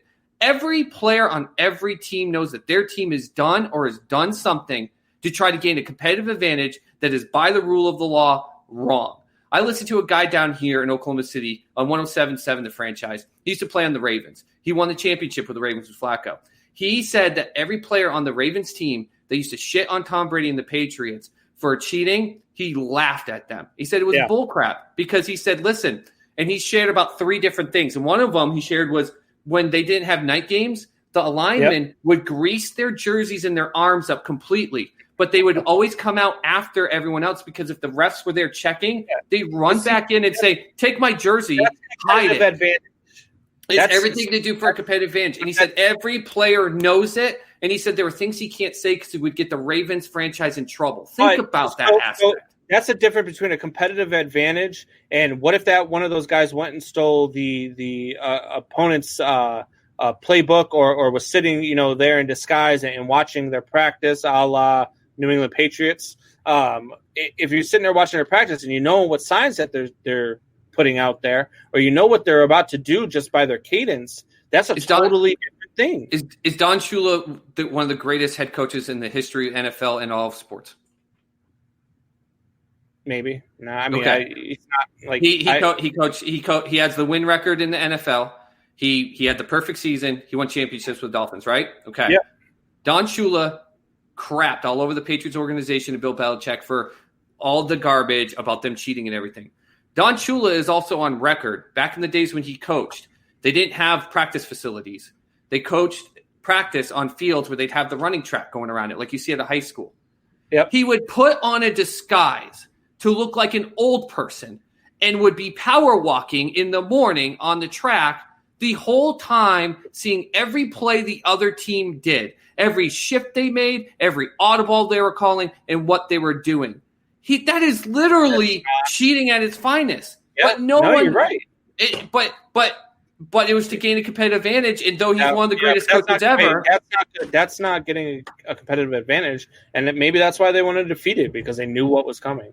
And to me, that's worse than doing whatever, using stickum, whether you're shooting up steroids or whatever.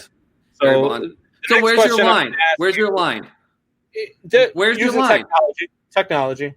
Okay. So our line's just different, but at least you say there's a line. Because some people drive me nuts when they go, cheating's cheating. It's all wrong. No, bullshit. No. Go throw your team's jersey away because every team has records. Here's what I say about the steroids, all right? And this is why I don't have a problem with steroids.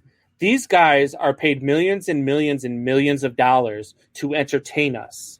They're paid to entertain us. So if they want to inject themselves with steroids and do that to their bodies to entertain us and to make money, I have no problem with that.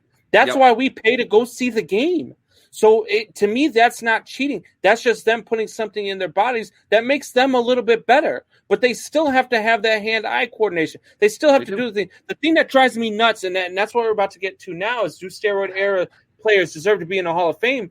Barry Bonds was the greatest player I have ever watched. He's the greatest player to ever step on a baseball field. This guy, Wayne stole my thunder because he put a post up on Infinity Sports today, and it was one of my arguments today for Barry Bonds. But you could go 2 for 5 every game in a 162 game season. Hit a home run. 2 for 5 with a double and a home run every single game, and not have a higher OPS than Barry Bonds did in 2004. Yep. That is insane. Barry Bonds was a freak, an absolute freak. And he was an asshole. He hated the media. And he hated the media because of the way that they treated his father. So he wasn't going to let them do that same thing to him. Yep. But that's a different story for a different time. But the stats and the numbers, if you go back and look at them, I just laugh when I start looking at his numbers. He is by far the best player to ever step on the field. Not only that, in 2004, there was another insane stat. In 2004, he had 373 at-bats. He reached base 376 times. Yep. That's insane. That doesn't happen. I mean, the guy was hitting 40-plus home runs, and he was walking over 200 times in a season. Yep. And he was only struck out over 99 times. He only struck out once over 99 times in his entire career, and that was his rookie year. The guy was a freak. The voice of some players that have an issue that agree with the old crummy baseball writers who in the league, who you and I both agree threw them right under the truck after they used them to get them back from that debacle. The Yankees succeeding and getting back to their glory days because they're the biggest team in baseball, and the steroid era baseball home runs. That's what brought us all back. I love baseball, but I even was like, I don't know if I was a teenager going through the late 90s. I was like, I'd rather go spend time with my friends.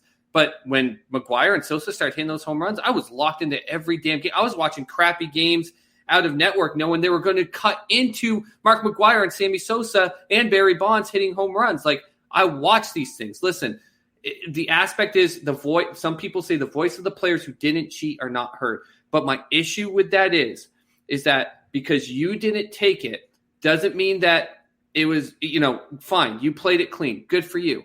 But every single team, there are records of every single team, something being done. You didn't take steroids, but I bet you someone on your team did. And there are records of players that got suspended because of HGH or steroids.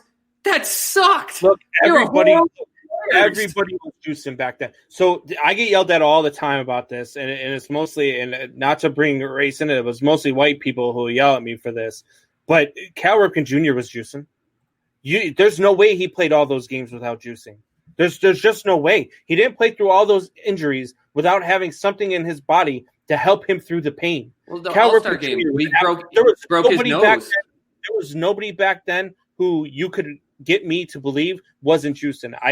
Look, I'm a Chicago guy. I think Frank Thomas is one of the best all-time players in baseball. I still think he was juicing, even though everybody says that he wasn't. I don't believe he wasn't. I don't believe Ken Griffey Jr. wasn't juicing. I don't believe any of those guys back then weren't juicing unless you were in the minor leagues, and you were in the minor leagues because you weren't juicing.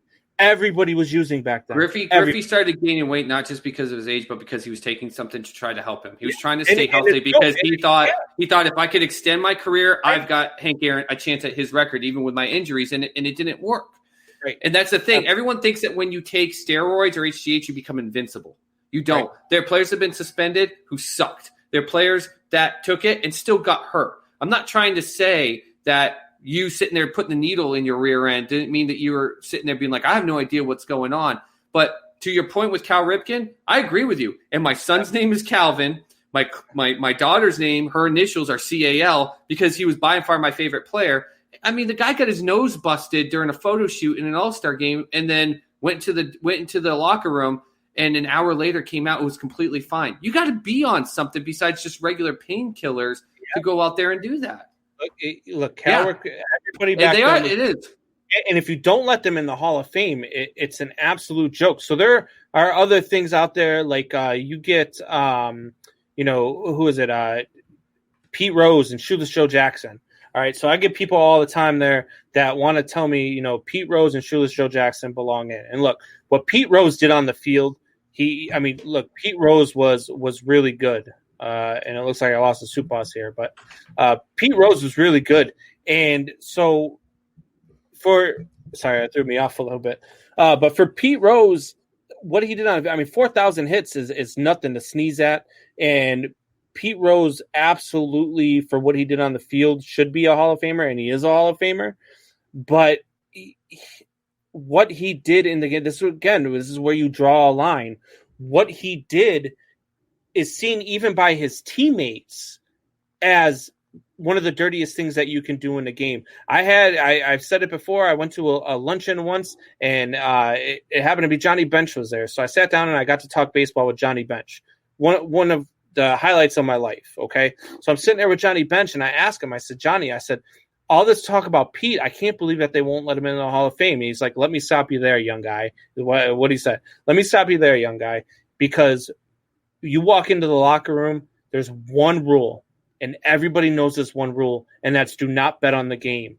And so for me, that put that in a different perspective for me. Him and Shoeless Joe Jackson, it just put it in a different perspective for me. Shoeless Joe Jackson is kind of a different take because a lot of people, it's never been proven that he was a part of that scandal for the Black Sox. And I'm not so sure that he was not, so it's a fine line, but I think because of the gambling, I would let the steroid era in. But I think Pete Rose and Shoeless Joe Jackson and the 1918 Black Sox are on a different level, and if they get left out, I don't have a problem with that.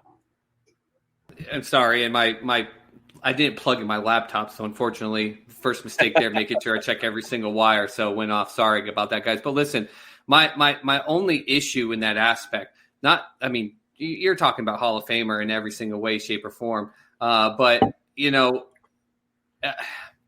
I get what he's saying, but to not sound almost disrespectful to one of the greatest players in the game, who cares? I don't care. I don't know. I guess I'm just this negative, grumpy guy with this stuff. But to sit there and say we all knew there was one thing you didn't do, and you didn't do this. Okay, but you're okay knowing that guys were using pine tar in a certain way they weren't supposed to, or putting shit on their gloves as pitchers to be able to get a competitive advantage. I hate hearing that shit. Listen, because it's you saying you are holier because you stood by this one unwritten rule. And I'm so sick and tired of that's the reason why baseball has another problem. It's the unwritten rule aspect. Cut that shit out. Don't sit here and go, you bet on the game so everyone in the dugout. So the line that you were talking about, because gaining a competitive advantage is way different than cheating. Okay, so if I have a guy out at second base, gaining a competitive advantage when it's not just lifting weights is cheating. Listen, if you have a guy out at second base and he's reading my catcher signs and he's relaying those signs, and you don't change your signs, that's your problem, because that's competitive catcher, I know that. Right. But if you're using technology out in center field and relaying it to the clubhouse and relaying it to a buzzer or banging on trash cans, it's a completely different thing. But you use an example that isn't illegal. You being on second base, being able to see into – I played catcher my whole life, growing up through youth and all the way through. If I was sitting there with my fingers taped and I didn't realize that I had to change it up and learn to switch up what I was doing and work with my pitcher because that was legal, that's one thing. But to sit there and say that was an unwritten rule and everyone knew that you followed that, when you knew that your players were pine tarring the shit or scuffing up the balls, don't give me that shit. That's cheating. Cheating's cheating. That's why teams throw at guys. That's why they do that. That's why benches clear when they think that you're stealing signs, because they're policing themselves. But when you're doing it at a different level, it's no longer competitive advantage. Your view is if the players have a holier than thou view of what is allowed, so because the fact that players are mad at the Astros right now for cheating, even though most of them on every team have probably known that there's been some way that they or other players have cheated. But because they have a problem with it, and because the players had a problem with Pete Rose in that aspect, therefore, because they're in the game, they have a holier than thou mentality, and that's okay, including getting in brawls and stuff like that, or getting mad or throwing at batters because a player's doing something legal. You just gave a point about a player doing something legal, but they're policing themselves, and that's okay. That's garbage. You have to take account what the players do, and how the players see it, because they're the ones playing the game. It's just like players want to throw at a batter because at second base he legally looked at a sign, but they don't want to hit a player because they know he was juicing and it helped him crank the shit out of that ball. And you're telling me that's okay? Yes, because that's the foundation you're going to stand on. Different. There's a line like we were just talking about. That's the why line to me is, if you hurt other people, that's the line. If you illegally put their health at risk, their well-being and their life at risk in an illegal manner, that's bullcrap to me. But the guy that I listen to down here, I already quoted him. He says it all the time. He finds it laughable because not only his own team, the Baltimore Ravens, who won a Super Bowl, he said there are tons of things that he can't say because they put that franchise in so much hot water with how we police things, everything now. He said every single team, every former player that he knew on those teams, and some that he knows that are playing today, he said they know that there are things that are going on that they do, and they say, hey, if it helps us out, let it go.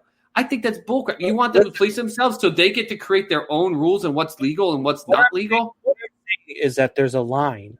There is absolutely a line between competitive advantage and cheating. Runner on second, looking at your signs, competitive advantage. Camera in center field, banging on a trash can and stealing signs, cheating. There's a lot. Scuffing the ball in pine tar. Competitive advantage. That's not competitive. It's illegal. That's illegal. That's illegal. See, so because Pete Rose did something that was illegal, and therefore in the clubhouse they said it was illegal, but it's okay that they are turning their back to their players, their relief pitchers coming in, scuffing up the ball to hold a lead, when that's illegal and that's okay? Scuffing the ball is illegal now. Like they made a rule about, just like steroids. Now, if you're using steroids, now if a guy gets caught juicing, yes, he's cheating. And you know what? He gets suspended. 50 games, 100 games, lifetime. That's just what it is. That's how they police it. Okay, so now, yes, because there's a rule against it, now it's cheating. But there's been a rule for how many years, at least since 2004, when or however long they started putting cameras out in center field to look at games and watch it for film. It's been a rule in MLB that you cannot use that to steal signs. It's been a rule. It's in the rule book. By the way, you've said this over and over and over and over, and I've been waiting for it, and I just clarified it because I think this completely unearths your thing. Steroids have been banned in Major League Baseball since 1991. It was in the rules. They didn't test for it because they hoped that their players were following the rule. And they also didn't test for it, as you and I have admitted, because they knew they needed the fans to come back. But it has been illegal and against the rules since 1991. They didn't care. Baseball didn't care, so why do we hold that against the players? So it's only when certain people care that it's if MLB didn't care and MLB made billions and billions of dollars off of it, why do we hold it against the players? Why are the players the only ones accountable for this? Why are you holding it against the Astros? Because what the Astros did was cheating. What the steroid era players did was cheating. No, it wasn't. It was. No, it wasn't. I just proved it to you.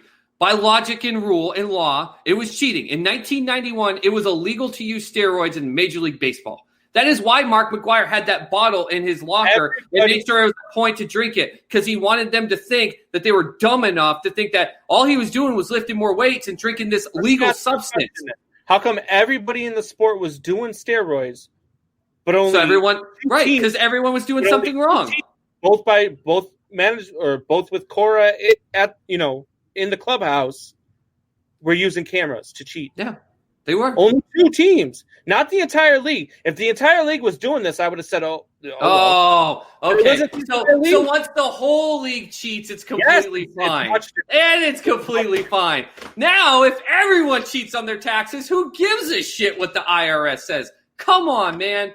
Cheating is cheating in any aspect. And if you try to make a way that you want to be angry at one guy cheating, but you want to turn a blind eye to another guy cheating, that isn't putting literally the life of another player on the line. You are being, the word is called hypocritical. For a Hall of Fame player to say that Pete Rose broke a rule that was internal, but turning his back on other things that was legal, to me, is bullshit. It's hypocritical. That guy down here, he says it all the time. He laughs his ass off whenever he sees interviews with players. He says he's seen interviews with players who have trashed the shit out of the Patriots and other teams, and he laughs his ass off because he knows that they were literally every week in and week out doing something to cheat.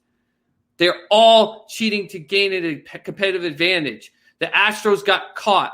And because they won a World Series, people are pissed. People are pissed because the Patriots got caught with filming in a way that they weren't supposed to, and they won a Super Bowl, so people get pissed. That's why people get pissed. Pete Rose was one of the greatest, if not the greatest hitter in Major League Baseball, but because he was betting on games, people are pissed. People only get pissed at the people who win. If you are 30 wins in MLB, but you are filming people, no one gives a shit. Everyone that holds it against Barry Bonds, and you and I are on the same page here, Barry Bonds, Mark McGwire, Sammy Sosa, they're all pissed because they got the attention and they won things. We're not on the same page. Do you think that McGwire and Sosa belong in the Hall of Fame? I believe Mark McGwire barely belongs in the Hall of Fame. I think Sammy Sosa does not. Yeah, I don't think either one of those guys belong in the Hall of Fame at all. And I put McGwire just barely in. I'm not saying like he's a sure stead. I would put him in. If you take away their home run numbers, just the home run numbers, any other stat you can bring at me, and if you tell me that this is why they're Hall of Famers, I would agree with you. But take away the power numbers, and what are they? Yeah, that's why I barely have him. Now, the reason why I barely put Mark McGwire in there, and this you're probably going to get mad at me, Mark McGwire was still a halfway decent first baseman we need to. He made some flops, but he also made a lot of big plays at first base defensively. So that's just why I do it. Sammy Sosa was not a good outfielder. He really wasn't. He made some really boneheaded friggin' errors. I mean, he could throw you off 100,000 yards away, but he wasn't a good outfielder. And I'm a Cubs guy. I love the Cubs. I mean, obviously, I'm wearing the shirt, flags behind. I love the Cubs. I make no bones about it. But Sammy Sosa was not a Hall of Fame baseball player. He just wasn't. He was, other than home runs, he did nothing for you. I remember watching. He had a cannon of an arm, but he also threw it into the first row of the third baseline. Sometimes Right. he was trying to make that throw because he didn't have the accuracy. In '98, when they were in that run, or '99 it was the year after, they still had a chance to make the playoffs. They're in a pennant race. And I remember watching in September, he struck out something like, I think it was like 72 times in September alone. I mean, that was a full season for Barry Bonds. Yeah. That was another thing that I brought up that I don't know, I'm surprised I didn't get more reaction out of it. I'm surprised more people didn't yell at me. I'm shocked that we don't have more right now. Barry Bonds, Barry Bonds to me is the best player to ever step on the field. I have him over Babe Ruth. The numbers are just there. The guy was, he was the most feared hitter of all. I mean, they would walk him with the bases loaded. The guy was, I remember when his dad died and he took 2 weeks off or a week off or whatever, and he came back on a Sunday night game and he came in to pinch hit. The first pitch thrown to him got hit in McCovey Cove for a walk. Yep. The guy was an absolute freak. Like 373 at bats, 376 times he reached base. 373 at bats. I don't disagree with you, man. There we go. We found something we can agree on right there because I don't disagree with you. I wish you would. I want to argue this with him. No, I don't. No, I don't. And I'm going to tag you in Sports Soup because we've got one of our admins there. He's a huge hardcore. He's a Giants fan, but he's a big-time Barry Bonds fan. And whenever anyone brings up, they just go, "Oh, cheater!" He lines up the statistics. He does a great job with it. So I'll tag him. I think Jared got mad at us because Jared's gone. He hasn't said anything in like 10 minutes. I think he got mad. Either that or he's taking care of the baby. But either way. All right, so we're gonna take a break here, and then when we get back, we're just gonna go straight to you guys. We're gonna skip our way or no way segment this week. We went a little bit too much with quarterbacks and our baseball argument. Hope you guys enjoyed it. Definitely give us some feedback though. It's time for Shop Talk. We want to know what you guys want to talk about, what you guys want to hear. We want to interact with you guys. Have a lot of laughs. So give us something. Hopefully, we didn't lose anybody with our talk about steroids and baseball, and this guy over here having Drew Brees at number 2. Hopefully that didn't lose anybody. So we'll be right back. Winston!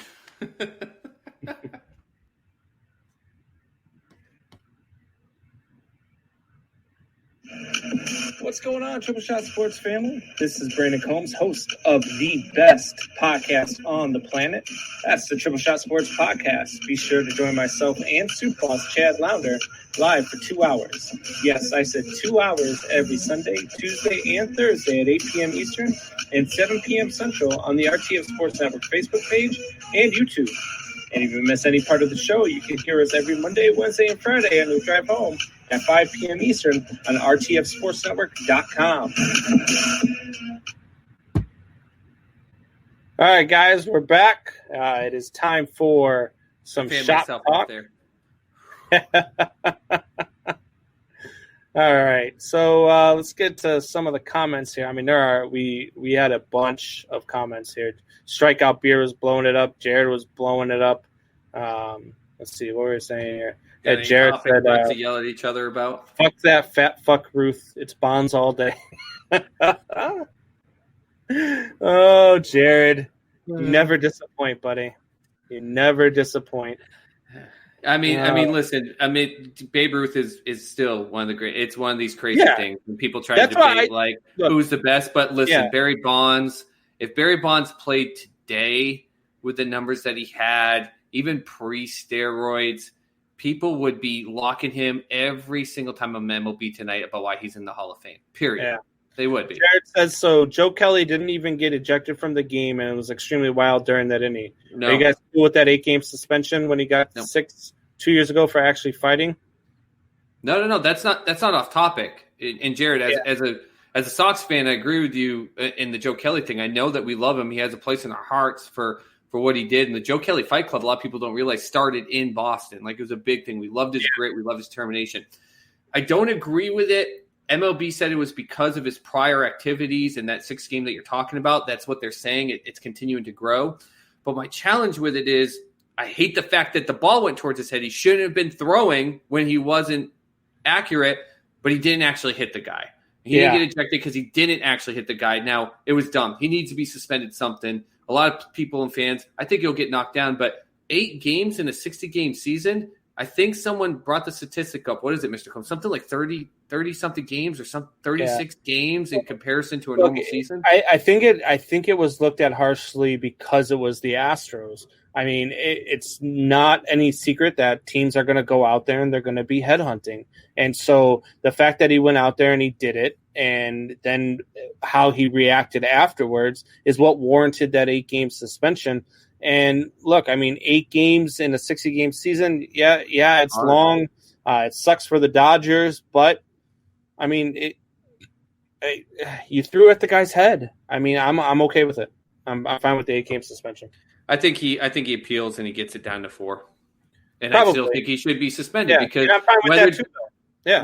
Whether Jared agrees with it or not, he wasn't accurate. And that was a 98-mile-per-hour fastball that went right behind a guy's head. You are chancing someone's life and career doing that. It's not okay. Says Strikeout Beer. Yeah, I'll be honest. I don't care about steroids as much as what the Astros did. I mean, all teams are trying to steal signs from every angle, but using third party in the rafters or a camera is cheating. I agree. See, that's that line between competitive advantage and cheating. I don't know.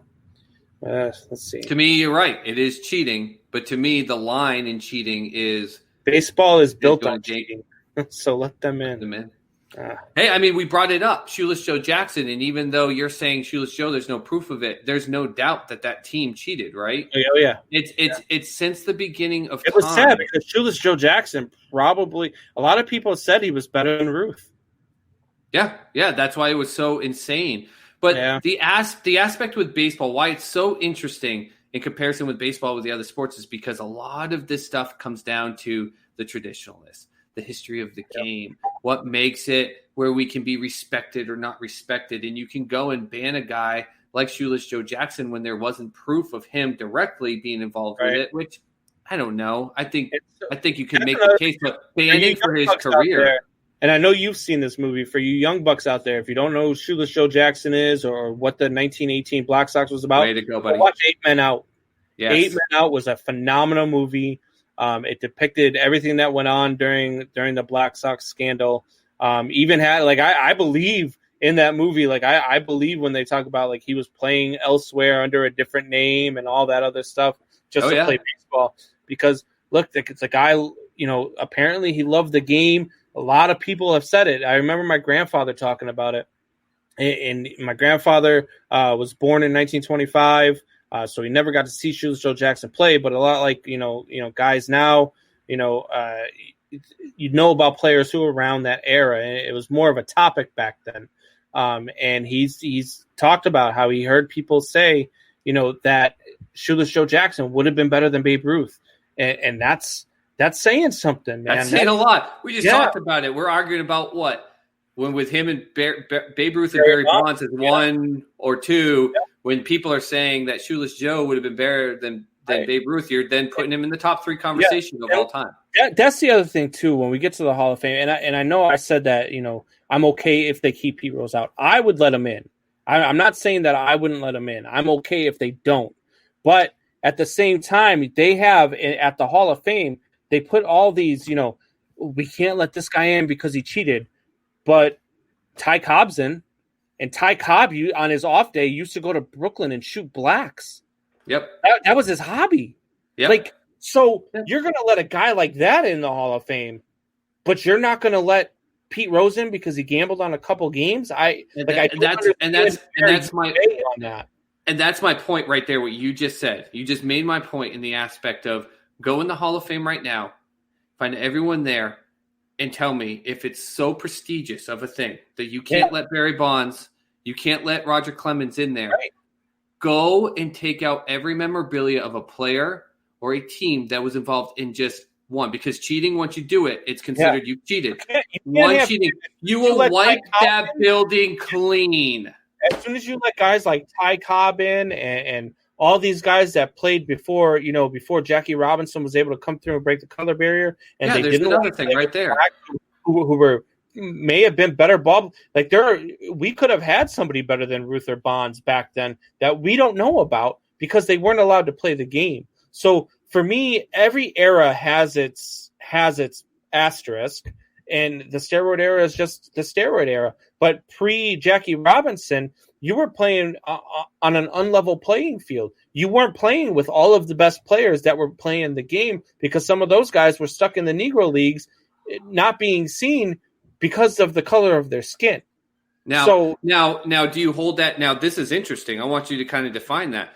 So let's say you have players that are in a Hall of Fame that played before Jackie Robinson who played and have statistics that put them in the Hall of Fame. Are you saying that they don't deserve to be in the Hall of Fame? Because I don't think that they cheated because the league they played for followed the custom of the culture, which was to say black or inferior. They deserve to be in the Hall of Fame, but when it comes to MLB should be shamed for that. Oh yeah.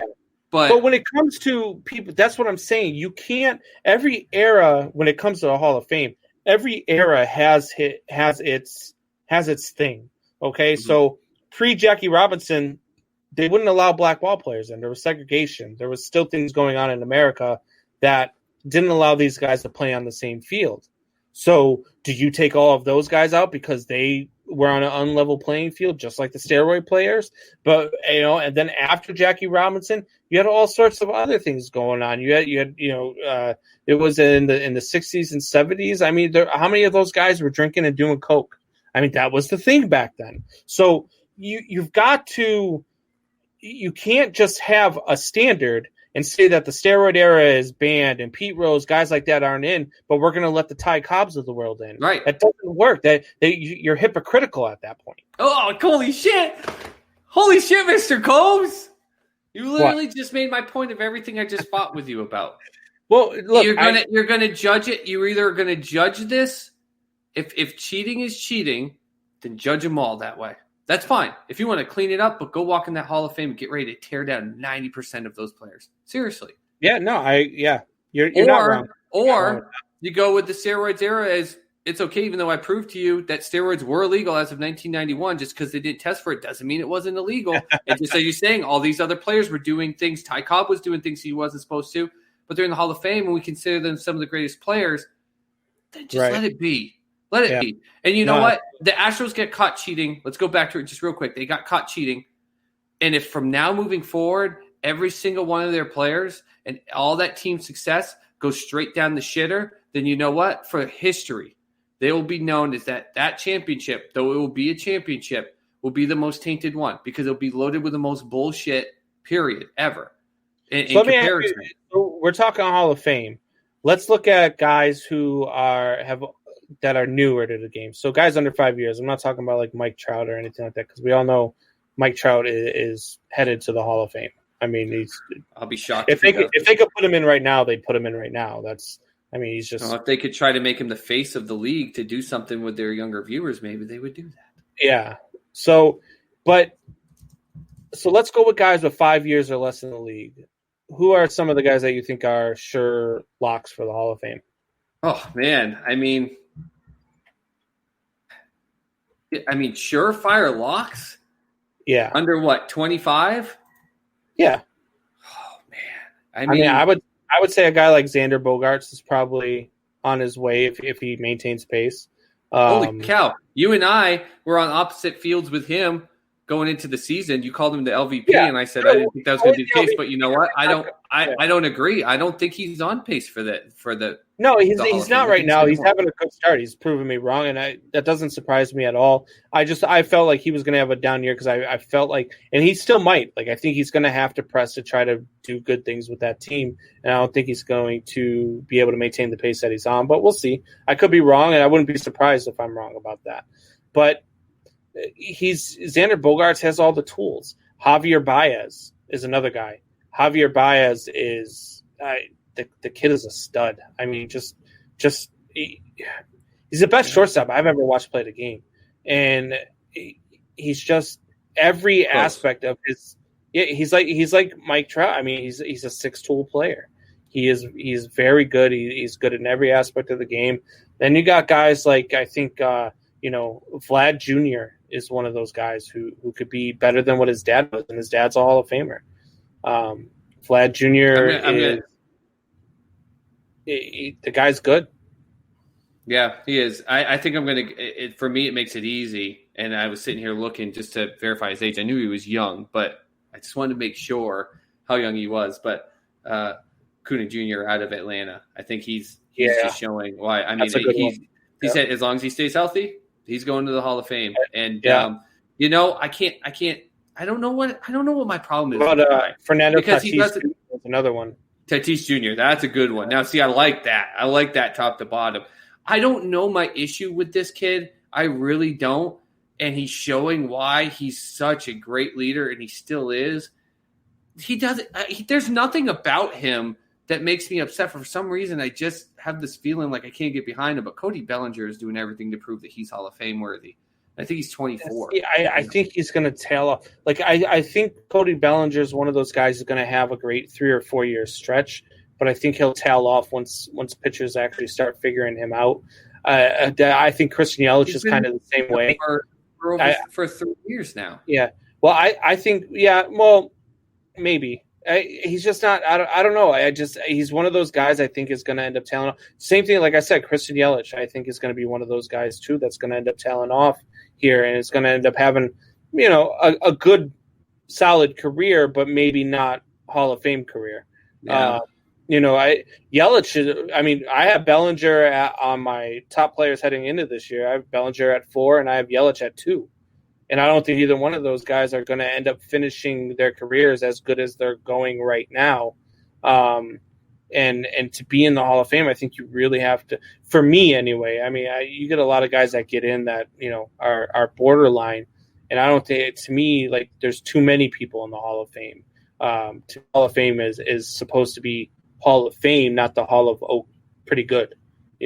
So let's see if we can agree on one here, because I just don't think you'll agree on it. But I want to see what your honest opinion of Jack Flaherty out of St. Louis is.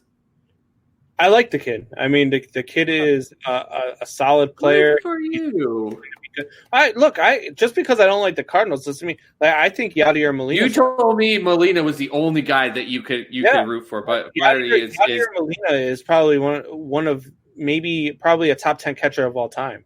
Yadier Molina is a really solid ball player. He's a great leader. He plays with fire. I think him and Wilson Contreras. I watch Wilson Contreras all the time.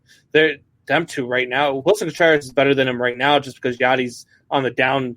Right, he's getting to the end of his career. But we saw with Pudge at the end of his career, like he still had some fire in his belly. He was still a leader, but it's slowing down. It's funny you say belly, man, because he got big at the end of it. He really was Pudge. But there's some guys that are there, and then some guys that aren't. So, all right, guys. So looks like we're tailing off here. Not really getting too much more interaction. So we're gonna go ahead and leave you guys with this. Soup Boss, why don't you tell these guys where they can find us? Yeah. So, guys, listen, we're really trying to get a lot of interaction here. We've been super pumped. Just the beginning of the show itself just showed how much interaction we were getting. We love it. But we need you guys to continue to follow us. And so we're really trying to build our presence online. Of course, social media is the way it is. So on Instagram and Twitter at 3 Shot Sports. So the 3 is the number, and then Shot Sports. Find us on both of those tools. Give us a like, comment on a lot of our posts, but especially on Twitter. I'm going to be putting 3 polls at the end of the show. Every show, we're going to put up 3 polls and have them active going afterwards. Also, tweet in response. What are your thoughts on it? And if you're going to be Wayne, you can do a kind of way and refuse to vote and tell us why you can't go with either vote. But get on there for both of those. Also on Facebook, of course, you can find us on the RTF Network, Sports Network, and on our own page, Triple Shot Sports. But also on YouTube, which hopefully we've got some people on there. On YouTube, you have to search for Triple Shot Sports Podcast to be able to find us. We've done a lot of work to get it up, even if you search for Triple Shot Sports. But if you put podcast at the end, get it in there. Please, please, please subscribe, like every video, comment on it. Let us know. Hit us up on all of those. I am at work. I won't get fired. My boss won't fire me. Unlike you, Mr. Combs. I'm interacting throughout the day. I'm posting throughout the day. I'm doing different things. throughout your workday, when you're going to the bathroom and you want to all of a sudden bring up a topic for us to debate on, we're going to listen to it. Me and Brandon here are going to talk about it, interact with us on all those. So again, at 3 Shot Sports on Instagram and Twitter with the 3 being the number, and on YouTube, 3 Shot Sports Podcast, and on Facebook, Triple Shot Sports, and the RTF Sports Network page. All right, guys. So thanks for joining us. Thanks for interacting. It was very fun. Had a lot of fun. I walked off the set for a minute. So, I mean, we got heated. We had a lot of fun with you guys. It was still good, though, sir. We'll be back here on Thursday. Hope to bring some more fire to you guys. Hope you guys join us again. Definitely interact. Again, at 3 Shot Sports on Twitter, Instagram. Find us on Facebook. Have a great night, guys. Take care, guys. Go Cardinals. I really got to find that mute button. I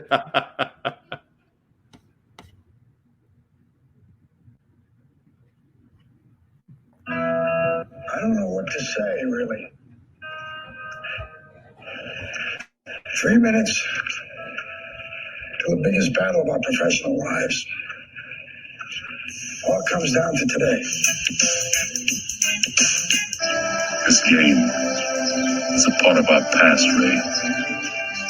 It reminds us of all that once was good, and it could be again. Oh, people will come, Ray.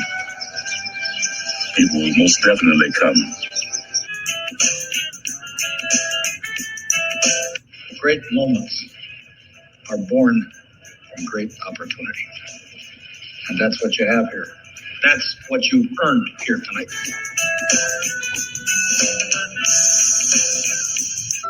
Their time is done.